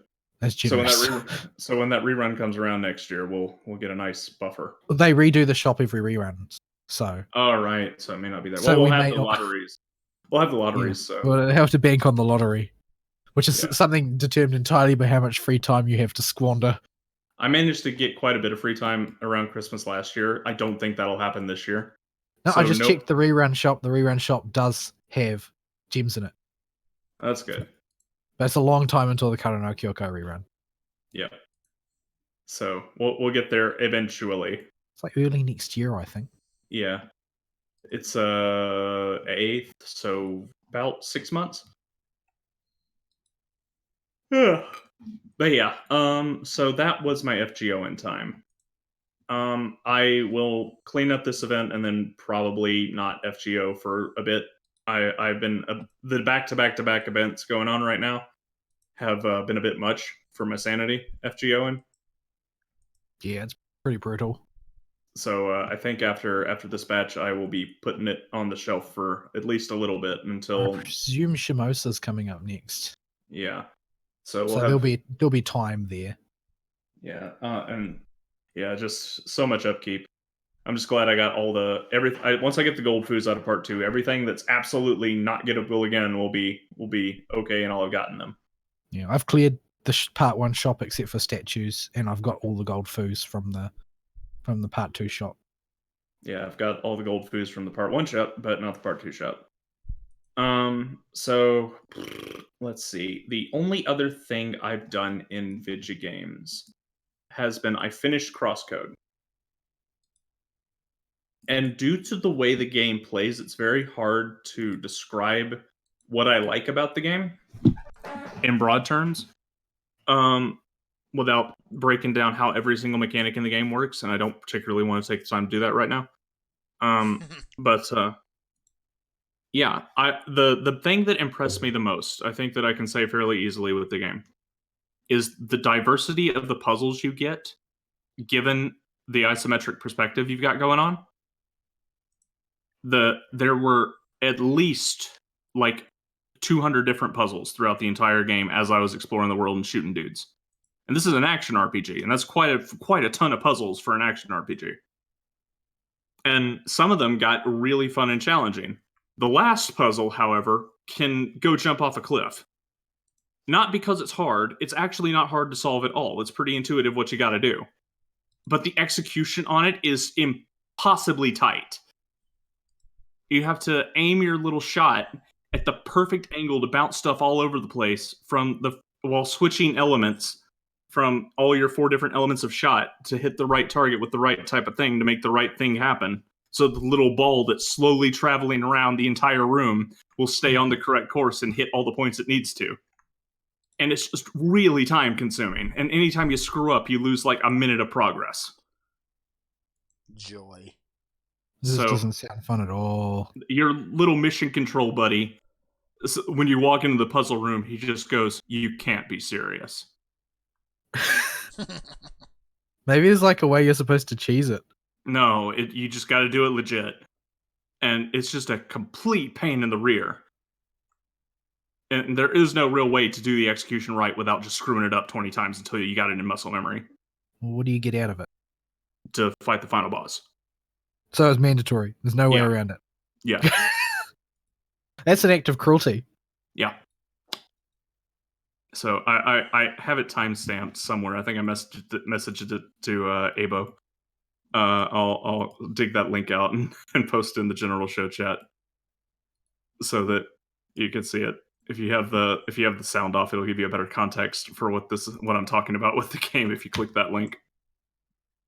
But that's the puzzle in general show chat, and it is a pain in the rear. And you'll see it's really easy to solve. There's nothing here that seems really complicated when you see what the guy's actually doing, even if you don't have a clue what's in the game and how stuff works.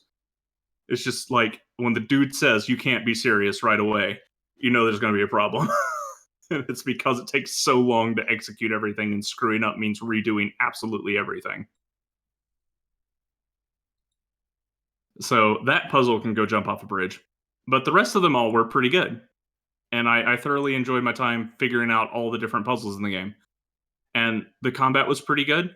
It's balanced in a way that makes it so it seems fairly challenging without being absolutely ball-busting ridiculous. So I was fairly impressed.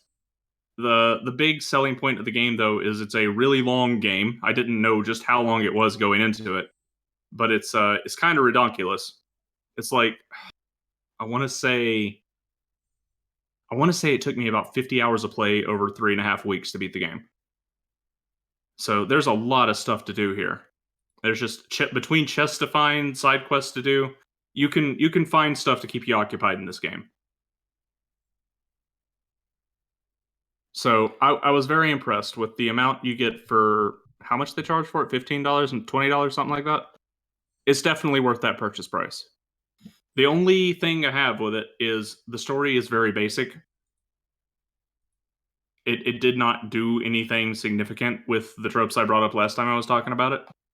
It kind of just took them at surface level and ran with it. Though to get the good ending, it was quite funny. You have to prove you're human-like, because it comes out pretty quickly that you're an AI, copied from a human brain instead of somebody that's in a coma. And you have to prove to an investor, the company that runs the video game you're playing, that you're suitably human-like AI. And so you walk into his house on this nice, clear, sunny day, and he starts asking you questions like, "Man, glad you managed to stay dry despite all that rain outside." And with your limited vocabulary, you have to kind of give him the impression you don't know what the heck he's talking about. And he'll do basic Turing test questions like that to you the whole time, and it's really funny. It just sounds like it's a worth game to investigate just for the arm flapping conversation system. The arm flapping conversation system isn't so much a system as Leia is a character that is a play on the silent protagonist trope, but she is not a silent protagonist at all. She has her own voice, so to speak. She just can't talk. So she'll start frantically flailing around and nodding her head and jumping up and down trying to communicate what she wants to do until her mission control starts hard coding select phrases and words into her system. So for most of the game, you're going, hi, Leia, at people to get their attention. Dear. Yeah, it's really good. I enjoyed the character beats in the game. I did not enjoy the overall story, though. It just stayed too surface level to do anything really interesting. And at this point in my career, going through media as much as I do, it just didn't hit any point that I felt really resonated with me at all. But the character beats were really good. Some of the characters are fun and interesting, and they'll probably stick with me for at least a month before they start to fade from memory. So that's pretty good. It has a solid recommendation for me if exploration type action RPGs are your thing. And the art style is pretty good throughout. The only complaint I have about their little 32-bit, 16-bit isometric art style is the camera could stand to be tilted about 5 more degrees. And the reason for that is... Up or down? Down, towards you. So the camera would be... If it's right, it sits very high. It's almost top down. It needs to come a little further down. Get away from the top down position towards you, the player, being at your computer. And the reason for that is whenever a cliff or ledge is directly beneath you and is at a different elevation, it can sometimes be very difficult to judge the distance that you can jump to make the jump, or to see if the elevation is at a suitably low enough point, even though it's higher than where you're at right now, to be able to automatically hop onto it. And this can make noticing paths around some maps and areas pretty difficult. But that is not a rampant problem. It's only noticeable on about 3 or 4 maps in a couple areas that in a game that has over 200 maps. So it's not that big of a deal. But yeah, and timing is a thing in this game. There is no difficulty option selecting the game, but you can go into the settings and turn on handicaps. And the handicaps are puzzle timing. So puzzles with timers can have their timers extended by up to 50%. And enemy health and damage can be scaled back as much as 50% each. So that's your difficulty settings. I don't think they're needed either way. There are plenty of ways you can bust the combat near the late mid game once you really are able to dive into your talent trees and pick the stuff you want. Some of those skills are really, really busted. So, yeah, just play around with it and you should be fine without touching the combat. And puzzle timing, none of the puzzles are that tight. They're pretty tight sometimes, but none of them are excessively so, where you have to redo it over and over again just because you don't know the timing. Usually the reason you're hung up on a puzzle is because you're doing something wrong. Like, and to give you an example of some of the puzzles, there'll be like a little bubble floating in the air at elevation that's higher than you. And you'll look around the room, you'll see a little pillar on the ground that has an opening at the top and an opening at the bottom. And if you shoot your little orbs into it, you can angle them such a way that they'll come out the top and be at the elevation the bubble's at. And if you hit it with a non-elemental bubble, it'll move the bubble around.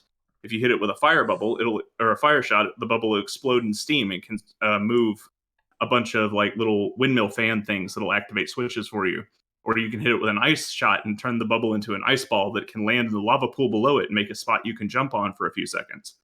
So they get really creative with the puzzle use here and what you can actually do with just basically 4 different elemental shots, starting with none of them. So I was really impressed. Yeah, it's worth picking up. If any of that sounds interesting, you can go look at it on Steam and be sure you type in Caramel Dancin' as your bonus code so that Leia will do the Caramel Dancin' dance when you go idle. I see. That's how long this game was in development. Ari, I've got some bad news. We're old. No, the next event coming up on FGO. What is Neurofest. Yeah. Lottery extraordinaire. Yeah. Umu-chan's up. Get ready for the farm. Yeah, I'm not playing until Neurofest. You're going to take a holiday.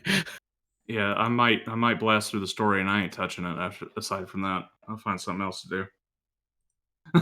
If Shimosa comes out between now and Neurofest, I might do it. I don't think it's going to. I mean, trying to work out where they're all liable to fall, but it doesn't look like Shimosa will come out until after Neurofest. I think it's actually Neurofest, then Bravela's rerun,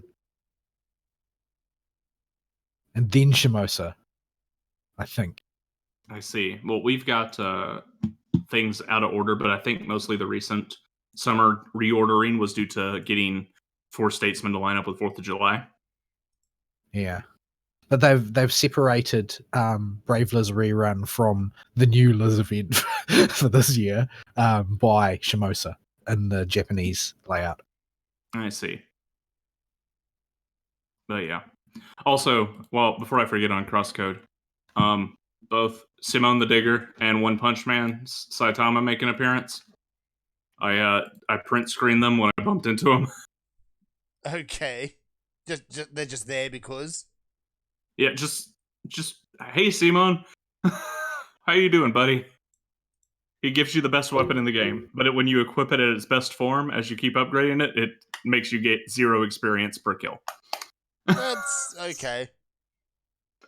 So you get a really OP weapon, but you can't level up while you use it. Oh dear. And then Saitama becomes One Punch Man. And he's just lampshading how he's totally not the dude from that one anime series about a dude that punches stuff. One time. He totally is. Can't you see he's obviously Santa? He's Holiday Man. That's the same thing. Oh dear. Memes. So yeah, anime characters and anime references are all over this game. Oh, the game gets like 40 letter grade points for two Easter eggs in the game. So you need to go buy this game right away, obviously. One of the achievements is called Smoking Sick Style for getting a high enough combo in 1 round of combat. And in the New Game Plus coming out next patch, not out yet, but it's coming out next patch, there are options you can spend your achievement points on to modify your New Game Plus, and one of them is called Devil Trigger. Okay. We don't know what it does, but it's on the list. Bang, bang, bang. Bang, bang, bang. Yes. So you can pull your Devil Triggers even in crosscode. So yeah. No fate reference, don't care. Yeah. There might be.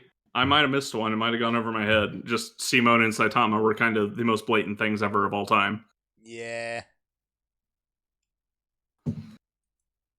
Oh, Grunt Logon.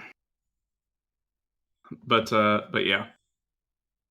I think that's about it, unfortunately.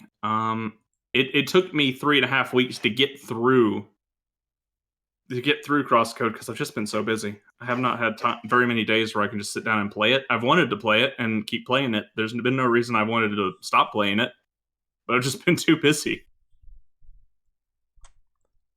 That's all right. And, So, you know, amongst the things that, you know, there are many things that I don't have time to play either, and you just added to the list. Yes, you did.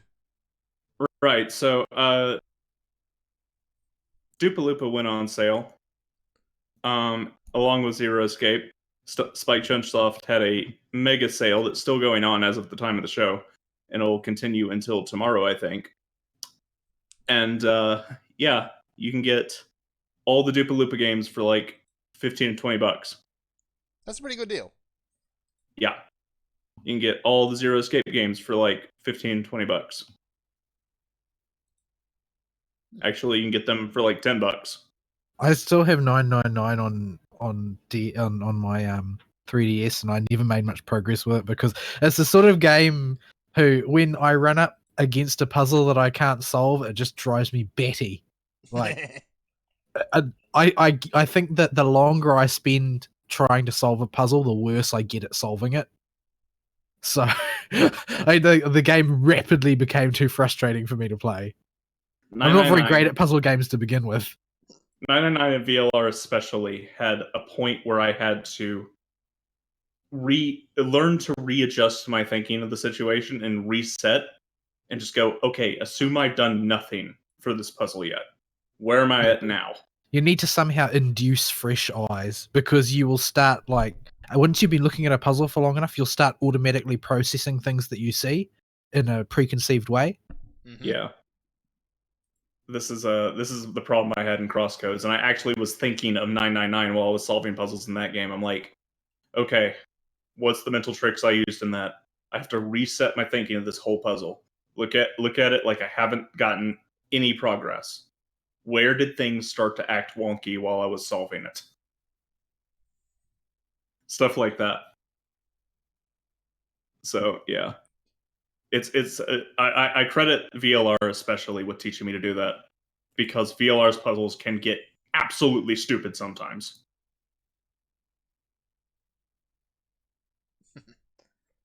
So yeah, that's all the gaming I got. So yeah, Vol may or may not eventually get through Dupaloopa. I installed it. He'll have to choke down the first game, as I've said many times.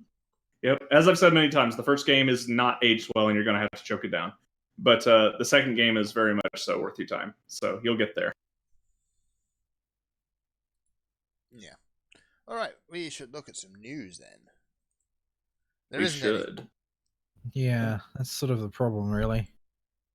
Well, actually, the stuff did happen, but it's not stuff we particularly want to talk about. Or often some of the stuff that happens is not worth talking. Yeah.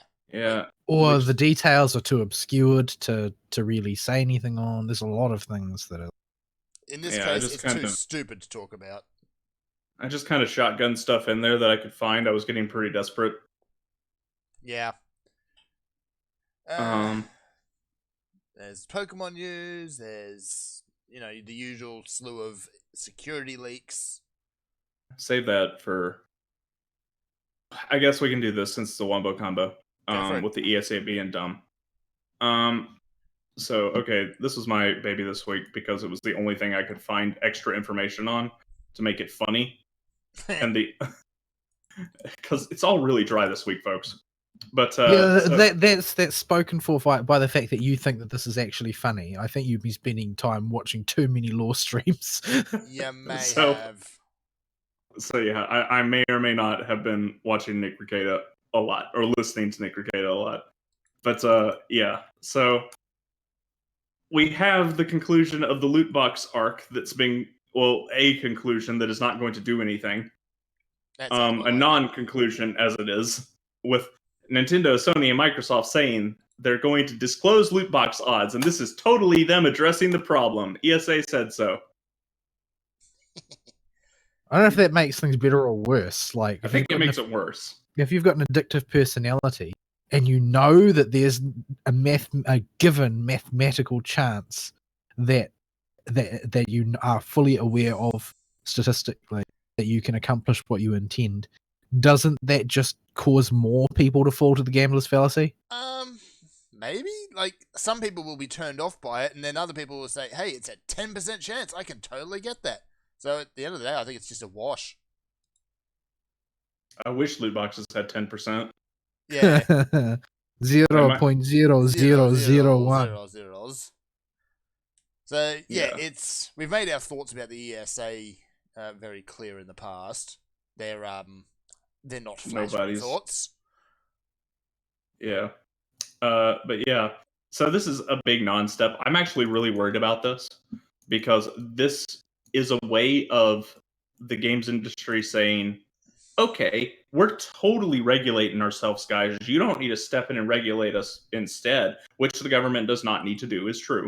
But this is not the way you do it.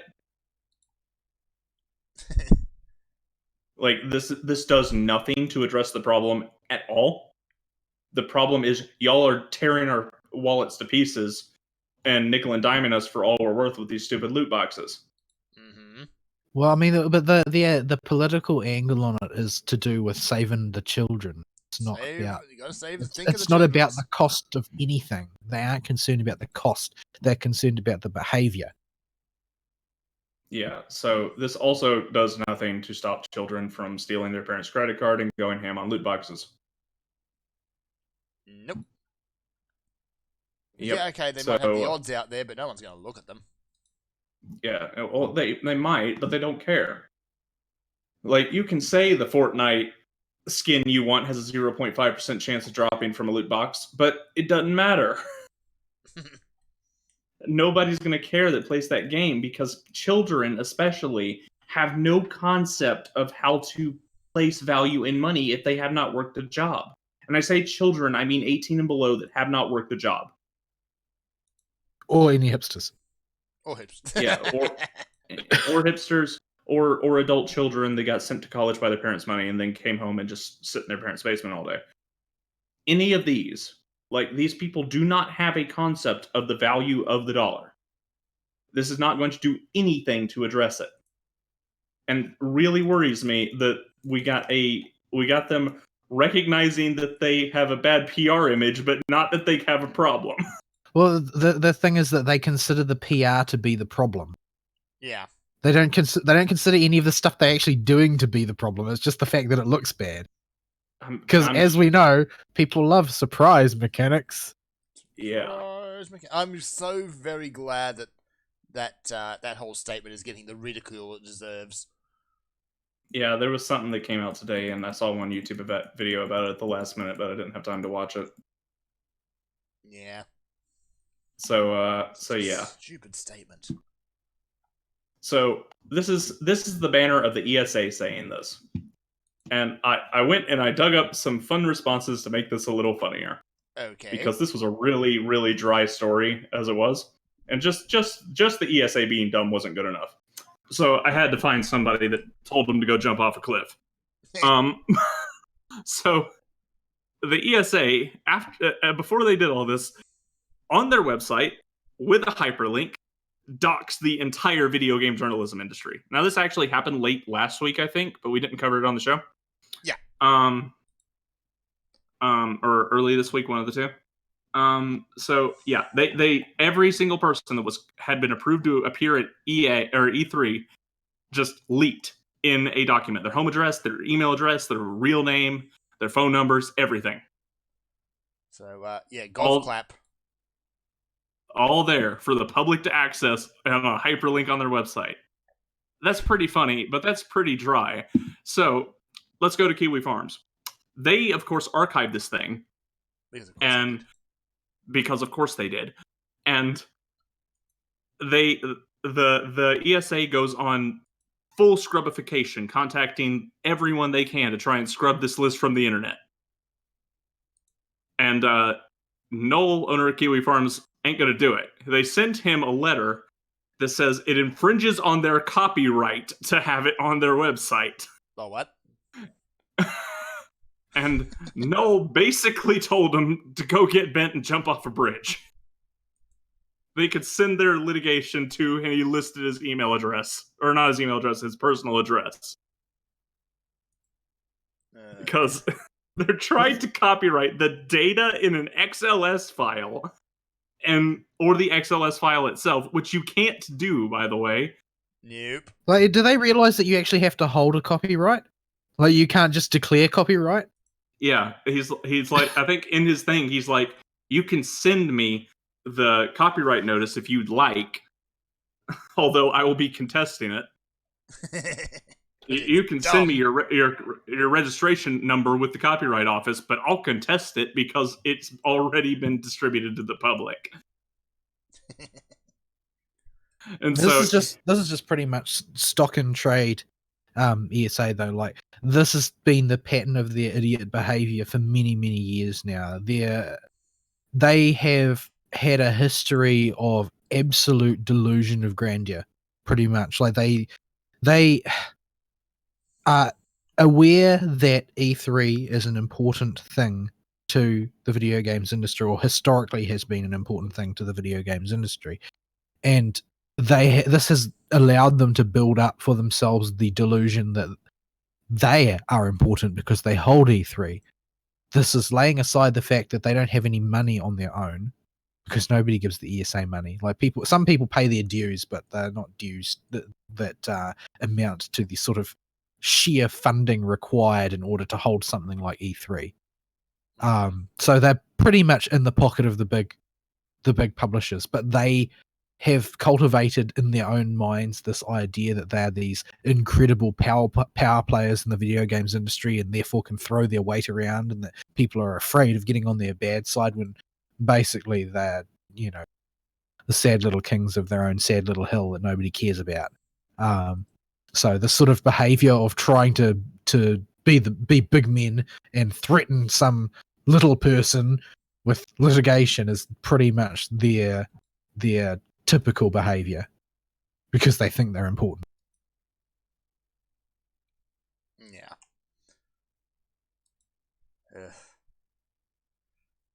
All right. Is that? I think that's about all there is really to say about that nonsense. Yeah, I'll end it with a quote on Noel. Okay. From his response. If you're claiming the XLS file is copyrighted, even that is questionable and would fall under fair use anyways, as the thread is a scathing mockery of your organization's total incompetence. It's a shame. Like, the ESA could be good if they were a consumer advocate, but they're not. No, and even their entire premise is not about being a consumer advocate. It's not even superficially about advocating for developers or for people working in the industry or even for publishers. Mm-hmm. The ESA is a promotion organ for the ESA. Yep. Yeah. They exist in order to perpetuate their own existence. They don't serve a purpose. They're an umbrella money funnel. Yeah. All they do is they take money and they use it to organize people sometimes when they need it at events, and that's it. They have no influencer or power to do anything. But yeah, that's been going around, making the rounds, and I tried to make it fun. But there's really not a lot there unless you've been into litigation and law the past several months, like I have. You've not gone a whole hog on it with the Vic stuff. Nick is just so entertaining. Because he gets onto the whiskey and rants. I love it. I actually enjoy it more when Ty rants than when Nick rants, because Nick ranting is like the sun coming up in the morning. Yeah. It's nothing new. Yeah, Ty is always a treat when he goes on the show. But yeah, no developments there, unfortunately, that I can springboard off of to talk about. Yeah, it's pretty dry there at the moment. Yeah, let's see. Do we have we have like 2 more articles. All right, take your pick of one. You pick. All you right. pick one. I've done it for 2 weeks. We've got the Pokemon stuff. Sure, So, Pokemon's your wheelhouse. Go for it. yeah. So Pokemon Sword and Shield, it's Generation 8, and everyone's kind of lukewarm on it now. That's putting it nicely, let's say. But we got some new Pokemon. We've got the new alternate forms. Got to look at a few of those. They're doing that again. The new one variation being that these new forms can have their own evolutions, so that's a thing. So you end up with kickboxing honey badger now. That's a thing. But I think it's more just worth mentioning because we got to see the new team, which is Team Yell. How do you put it nicely? Well, it's Antifa. Well, it's Antifa. If Antifa were like, they're going to be sort of like, fairly harmless ultimately. Most of the teams usually are. Yeah, and they're basically just fanboys. Yeah. They seem to be this hit squad for, I'm guessing, the very edgy rival. Yeah. Just the designs of these characters are awful. Like, they're running around with double-ended trumpets and I'm not even sure what that is. It's a D&D Dungeon Masters board, maybe? I don't know. It looks like a waifu pillow. Could be a waifu pillow. A very edgy They have waifu pillow. pillows and vuvuzelas. Yeah. And danger hair. So, Like, what I really get a kick out of, though, is the new design for the alternate coughing and wheezing. It is the most British thing you could ever see. Even though he does look like a bong pipe. There's a lot of things that you could associate with wheezing. Top hats and mustaches are not them. No. Yeah, it's an odd design choice, I've got to say. Does he evolve again and end up as something with a monocle? Please say yes. I think the idea is that it lives off of the smog in industrialization era London. Yeah, that seems to be its thing. What's kind of weird is I'm not sure how they get fairy typing out of that, though. Probably better not to ask. Maybe you just see fairies everywhere when you live off smog. I don't know. Maybe. It doesn't help that the mustache is green to make it a bong. That's kind of weird, and that doesn't really help. Like, could you have picked a more suggestive color to make its mustache? Like, everybody's gonna call this thing a bong. The thing is, wheezing has always been kind of bad. Well, not bad, but there's a lot of straight poison types that are just better. Like, he had a but few poison's it's pretty bad to begin with, isn't it? On its own, yeah, it's a pretty bad thing.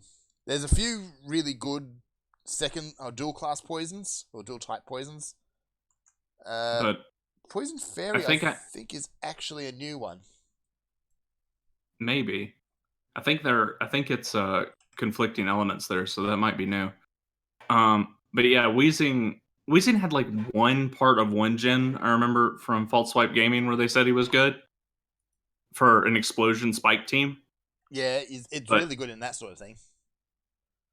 But that environment apparently disappeared fairly quickly, and Wheezing was relegated to never use afterwards. Yeah. That plus the well was pretty thoroughly poisoned by him being a Team Rocket Pokemon. Yeah. Literally poisoned in Weezing's case. Yes, because let me see. I'm trying to see if there is actually another fairy poisoner. I don't think there is. I've already forgotten what fairy is for. It's Yeah. anti-dark, poison is super effective against it. It's specifically there to counter the dragon meta. Yeah, it's anti-dragon. Right. It's they're anti-dragon plus a lot of traits you would ascribe to the Fae, so they're weak to steel and stuff. Yeah, Right. they did their homework. Actually, I'm really quite glad they did. They had those classical references. Yeah. I mean, Fae fairy usually It in most could be cases. entirely an accident knowing If them. if you find yourself in a mythological or folklore inspired area and you call a Fae a fairy, you're gonna get your ass kicked. Mind you, if you meet a Fae anyway, you're gonna get your ass kicked. If you meet an Australian in a bar and call him a fairy, you're going to get your ass kicked. That's true. Don't call anybody fairies ever. It's just like I don't know what you're trying to say here. I think that calling people a fairy is generally a reliable way to get your ass kicked. Yeah. You can be my wingman anytime, you say, Yugi. Oh, You no, screwed it up again. You can't ruin it like that. You've got to get it right. No. I need to rewatch that movie. The second time you failed. I know. I need to rewatch that movie. Yeah, you do. Some of the quotes are slipping from my brain. Anyway, what's the other article? Let's see. There's two more. Vol had a thing about Guilty Gear that he linked. Yeah. Now we discussed this briefly last time, I think, because they basically announced their new UNIB last week. Gear. But I was suspicious that they would casualize it because that seems to be, a thing that companies are falling victim to over the past decade or so. And you said, they would never do something like that. It's too much of a risky move. But this seems like they're just trying to take an even more risky move and just burn the entire series to the ground and start over. That is something I could believe they do. Yeah. The thing is, that means that we can't make any predictions as to what they're doing at all, because there's no reason to believe that any particular mechanic will be preserved whatsoever. Yeah. So he's written a message, and I might as well read it out, since that way I can't put my own spin on it. But so the message that was posted by Ishiwatari on Twitter is as follows. Hi everyone, this is Daisuke Ishiwatari, the General Director of the Guilty Gear series. I hope you have enjoyed the reveal trailer of our latest title. There isn't much I can divulge at this time, but I'd just like to mention that this newest title is being developed with one goal in mind: to create a game both new and existing players alike would want to get their hands on. The core concept this time is unlike those of past titles. It is neither evolution nor returning to roots, nor is it an addition or a subtraction of elements to the existing title. What we're pursuing is a brand new experience for Guilty Gear. To achieve that goal, we've disassembled the current franchise into fragments and sifted out the pieces that make it unique and charismatic, using those pieces to have a complete reconstruction of the franchise. What we're undertaking is a full frontal confrontation with the essence of the fighting game genre, a tremendous challenge for Guilty Gear. It is a high-risk move on our part. However, we have an accumulation of plentiful resources and experience, a clear vision of our ideals, and the excitement towards a future of a new possibility. Although we do not know what this path awaits us ahead, we as the development team look forward to the future of this never-ending pursuit. In the process of this journey, we hope that you will be able to share the excitement and joy we've encountered with all of you. A game is a bridge that connects people. Some may comment that this statement is an exaggeration, but I firmly believe in it as I continue to develop games. Please do look forward to further updates. The General Director of the Guilty Gear series, Daisuke Ishiwatari. So basically the gist of that is that we can now make zero predictions at all. At all. There's no way of knowing what it is that they're even developing at this. Yeah, Guilty Gear has always been... The one thing Guilty Gear has been is the front line for testing the skeletons of ideas. And as far as Arc System Works games are concerned, before they implement them in other stuff. Because you can pretty much, with all of their games, you can see that they've got Guilty Gear heritage somewhere in them. Yeah, you see a lot of like their stylish mode and their tutorial modes were tested in Guilty Gear first. before they were accepted as a good idea and moved out. Stuff like about the only thing that wasn't tested there was auto combo. That was tested in Persona 4 Arena first, where you mash X and you get a suboptimal combo that gets you a bit more meter than normal, but otherwise does next to no damage. So yeah, we have no idea. But to be fair, Guilty Gear has hit a point where it has kind of stagnated.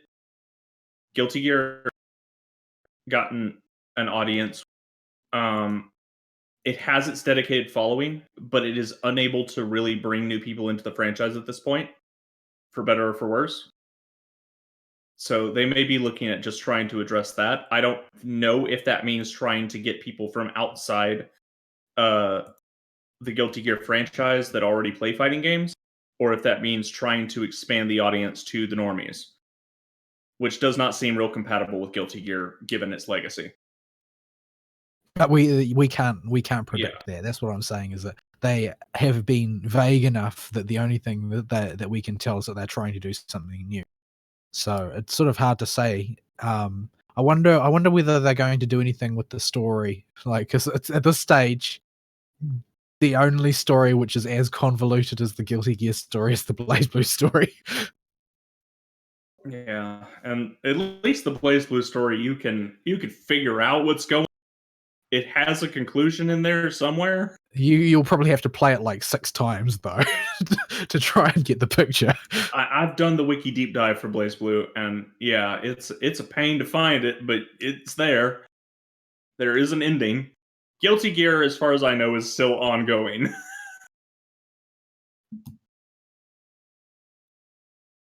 So yeah. So that's the thing. The other projects are all still, they're chugging along. The Granblue Fighters attracted a lot of positive attention so far. Those characters are very popular in Japan, especially, and the engine has been a good fit. And it's gotten pretty good reviews from some of the top pros, but it's hard to tell if they've been paid to say that or not. Yeah, so I'm still not going to get my Fate Fighter, and that makes me depressed. You can't have everything. Maybe you'd get some Fate guest fighters in Melty Blood 2, but you got to talk Nasu into finishing Tsukihime 2 first. There's a lot of things that Nasu needs to finish, but he's started writing for post Arc 2 for FGO now. So he said that at FGO Fest, that he realizes that even though there are several Lost Belts still to go, if he doesn't start writing now, there will be nothing ready by the time they run out. So yeah, he's working on a different project. Not working on Tsukihime at all. That thing is, at this point, it's never coming out. Much like the fan translation of Maho is never coming out. FGO is just so lucrative. I mean, it makes so much money. That's why they can do things like Caldea Park. Because, I mean, FGO Fest this year is called Caldea Park. And it's basically they turn an exhibition centre into a small indoor amusement park for the span of 3 days. That's how much dosh they've got to throw around. And it's not a small scale thing either. It's incredibly elaborate. So, yeah, it's pretty... They're rolling in dosh. Absolutely rolling in dosh. They almost always one of the top 3 revenue collectors amongst all mobile games. So it basically, whether they are number 1 in any quarter usually depends on which particular fan favorite or meta defining servants have come out that quarter. So yeah. So like when Memeland came out, they made so much money that they could build the amusement parks. When Memeland came out, the takings for FGO immediately spiked FGO to the number 1 mobile game in the US as far as revenue gathered, as well as Japan and worldwide. Made Barbados trending on Twitter. Yeah. Or Facebook or something. Yeah, so what's next? The last thing is So the first article I read on this was apparently incomplete. Volume had some more information that recontextualized the whole thing. I linked to One Angry Gamer article about it because it was the only one I could find at the time I first heard about the story, and when I went to go think and repost it. So the thing with One Angry Gamer is that while they report the things other people don't report, they unashamedly report it with their slant. Yeah. Like they don't try and trick anybody. Everybody goes to One Angry Gamer knowing that they're going to take the anti-authoritarian slant. They're always going to stand against the company. Doesn't matter whether the company's in the right or not. Yeah, so this was just the only article I could see when I thought, oh, I should probably post that in the Discord, and went back to try and find one. It might have been this article that I read originally. I don't remember. But yeah, so some YouTuber who I don't have a clue who he is, like Supmato or something, somebody I've never heard of, apparently had inside information about Borderlands 3. And behind a pay tier on his whatever the heck he uses, his way of collecting revenue from his fans. There's some kind of YouTube subscription anyway. Yeah. Behind some paywall, you could get access to either to this information in some way. I'm not exactly clear on the details of that. Yeah, I'm not clear on the details either. But initially, when it was reported very much in his favor in that, oh well, he illegitimately obtained inside information on Borderlands, and the publisher went after him, like physically went after him, sent private detectives around to his house to interrogate him on his property as to what he knew and where he got the information. Yeah, turns out that wasn't all there was to it. Oh, no. Yeah. He was selling it, which is illegal. That's corporate espionage. Very illegal. That's textbook corporate espionage right like, there. Receiving information is not illegal, if it provided you weren't involved in illegal activity to obtain it, is my understanding. Yeah, publishing that information is also not illegal either. As soon as you put a price tag on it, you are just a go-between in a corporate espionage exercise. Mm-hmm. Yeah, the second you charge for that information, that is corporate espionage. Period. You broke the law, dude. Like, this is probably 2K playing nice, sending private investigators to your house if you committed corporate espionage. Apparently, he's also got a history of this sort of behavior. So obviously he's got a source, and he's been doing this repeatedly over time. That's what I've heard. I don't have any good sources on it, but yeah, I've heard that there is this other side to the story, that this guy has been engaging in behavior of this type in a protracted way and profiting off. Yeah. That's illegal. Yeah, you can't do that. If that is the case, this is 2K playing nice. They could have just dragged his butt into court. Oh, very, very easily. Yeah, and I don't think corporate espionage is a criminal charge, or has any criminal charges you can attach onto it. But he'd be so broke by the end of it that he'd be walking around with his belongings in a knapsack on a stick, like for the rest of his life. Yeah, this is one of those situations where, it's true that 2K are evil a lot of the time, but just because you think a company is evil doesn't actually mean that it is just to break the law with respect to them. You shouldn't just take liberties like that and assume that you'll be in the right because they're a big company. More importantly, while 2K is evil, and they have done a whole lot of bad things with Borderlands 3, like all these gaming companies right now, you need to be sure they are hit for the things that they can be held accountable for, not for stuff that is not their fault or their problem. So you need to be sure you're directing your anger at a company at the actual things they do that are bad, not just anything that company does after they've gotten in your bad book. Yeah, like protecting information it'll probably be a legal gray area in perpetuity. It's just too hard to define a lot of the things involved. So when it comes to protecting it, it's always going to be a little bit iffy exactly who's in the right and who's in the wrong. So it's best not to jump to conclusions. Yeah. So yeah. Originally, I was going to come down fairly middle ground on this until Vol pointed out the other half of the story. Yeah. But yeah, no. This is 2K playing nice. This guy should be grateful. All he got was private investigators. Yeah, he's played. He seems to have played up the victim card initially, but as more information comes out, he's sort of stepping back from that particular play. Yeah, Yup. Unsurprisingly. yeah. I'm This is not.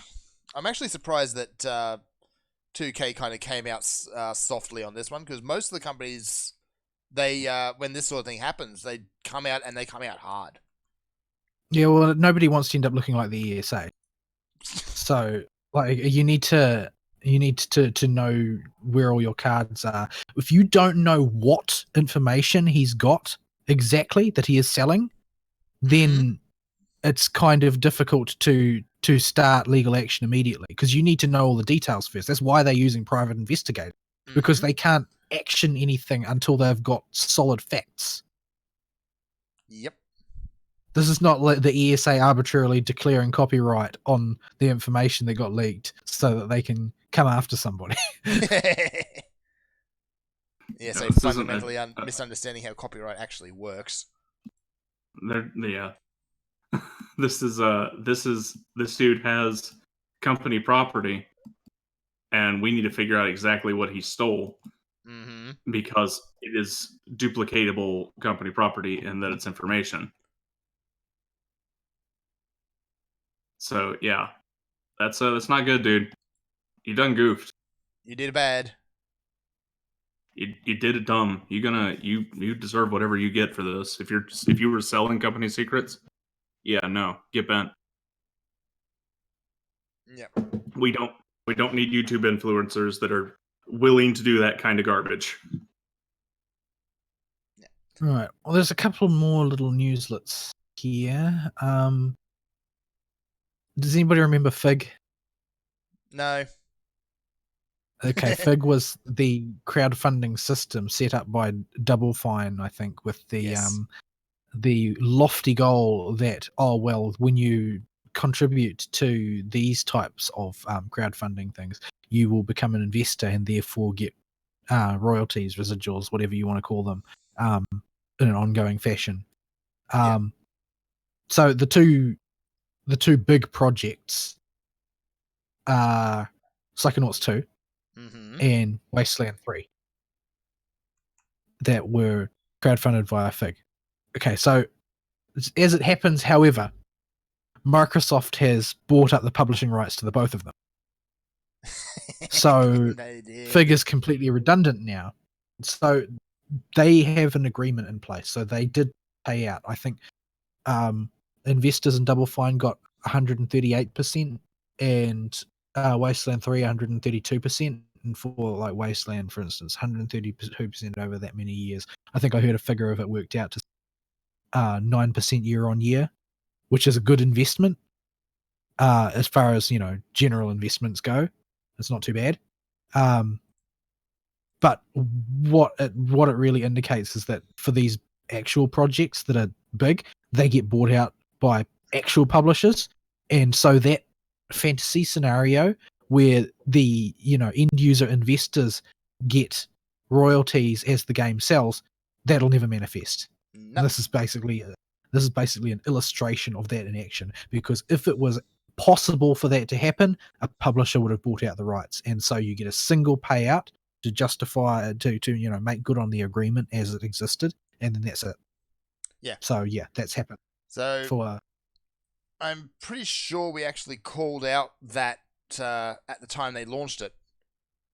That and it being more or less just a way for them to sidestep paying Kickstarter or anything. Yeah, pretty much. The other thing I want to mention, it's not really of interest to me, but it's a PSA for some people, is that the licensing on DuckTales has expired. So it will be disappearing from digital storefronts immediately. It may already have started being taken down. So if for some reason you want that game, you better start looking for a copy, or you're going to have to pirate it, because it'll cease to exist. As far as reboots of SNES games go, it is really, really good. It wasn't even SNES, it was NES. Apparently, It's not on Steam I think the anymore. deadline. Yeah, the deadline was a couple days ago, so you'll have to see if there's anybody who's late. But yeah, that doesn't exist anymore, and this is just the way it goes. Like, this is not a new thing. It's just that because we shop online now, games stay on the shelves longer than they used to. But it used to just be that they would physically take the game off the shelf Mm-hmm. when the license expired. That's not a thing anymore because nobody goes into an EB or a GameStop unless they want to buy Funko Pops. No, So- that's right. It used to be that a game would just kind of eventually fade away from the shelves, but digital marketplace, there's no need for that anymore. This is just, I suppose, the newest version of it. But the licenses do expire, so that game is now very hard to find. You'll have to see if you can locate a copy. Mm-hmm. But there's something to be aware of using this as an example, is that games licensing IPs like that, they won't be around forever. They're around a lot longer than they used to be. Like that, DuckTales is 6 years old or something like that. Something like that. I don't even remember, but it's quite old now. So the license has gone on to its full length, and it's much longer than you would normally see a game on a store shelf for. But they do hit the end of their rope, so if you want them, you've got to pick them up at some point. They Mhm. won't be around forever. this is especially true in the case of games that are like DuckTales is owned by Disney. Capcom had to buy the license from Disney to make the game. And that license is not forever. It was probably a 5-year license, and this is the end of that 5-year license. All I right. think it came out in 2013, so Wow. Okay. 6 years. Yeah, so 6 I feel years. old. I think I remember talking about that game on the show. We did. Yeah, I'm pretty sure we did. We old, man. We all mean. All right. Yeah. Let's get out You of can here. still access. Yeah, you can still access the store page for DuckTales right now if you own it. I am quickly re-downloading it in case store shenanigans happen. Well, But as a general rule, even if the license has expired, provided you have purchased it, Steam will need to continue to provide it for you. yeah, but that is not a hard and fast rule. Not hard and fast. There are things that can happen that will stop that. But in I general, don't trust the mouse. I don't trust the mouse. it's the mouse you got to worry about. Yeah, if it was not the mouse, I would be more okay. I can download it again whenever I want. It's the mouse. You can't rule anything out with the mouse because, like, the mouse might actually send a person to your house to take your hard drive away. sort of thing. Yes. The Dear. mouse will send a big mouse with a big set of muscle and a big suit. Come steal your hard drive. All right, folks. I think that's everything we got. That's it. And All right. because I haven't been paying too much attention to the game I've actually been playing, I'm already kind of in a losing position. So that's not good. Good work. Yeah. Even on a casual playthrough, you need to pay attention to what you're actually doing. And that's That true sounds for any pretty game, passe. Yeah. What about Cookie Clicker? except for Cookie Clicker. But that's not a game, so Well, you it's can- fine. You can miss bonuses in the holiday events if you're not paying attention in Cookie Clicker. That's also true, but it's not a game, so why are we talking about But you click and stuff happens. it? Stuff doesn't Also, really happen, though. if you don't click, stuff also happens. Exactly. So, as long as you've clicked already. That whole genre is probably the most emblematic of mobile gaming as it is. It's like you randomly click mindlessly, and then you shell out money so you can continue to click mindlessly. It's just that's all they are. It's just money mills. Oh dear. Let's get out of here. We don't have an email topic of the week because all the topics this week are boring. But let's see. We are about to come into the beginning of the holiday release season. So if you're looking forward to anything in particular, let us know, and we'll be sure to note that everybody is disappointed when it actually comes out. Are you seriously alleging that it's almost the end of the year? I do not want to think about it, but it is approaching the time where we do have to acknowledge and accept that fact. It was New Year's just the other day. I know, right? No, quarterly tax reports are due on the 31st, dog. See? I have to do those. Yeah. Don't need to worry about those. I do. We have to trust our beloved government to do our taxes for us. You want to learn to hate your government real fast? Oh. Do taxes for a company. Well, I mean, maybe taxes for a company aren't so bad if the people at your company like keep records of any kind. It won't be so bad this time. Not nearly as bad as last time, but it's still a ton of work. It's still a pain. It's still like 2 full days of work. Don't most companies retain an accountant to do that crap? Yeah, but the last one we had quit, and I can do it, so therefore it will get done by me because I don't trust anyone else. Doesn't your mother do accounting? Yes, but she is my mother. Enough said. Let's drop that one real fast. All right. So, yeah. Wind us out. All right, closing comments go. I am so glad that the drunk cowboy apocalypse is over. I need to go to the bathroom. Charming. I'm so glad the Grand Wizard came home. Damn it. All right. Couldn't resist, could you? No, had to get one more. All right, folks. We'll see you next week. Sayonara. Bye-bye.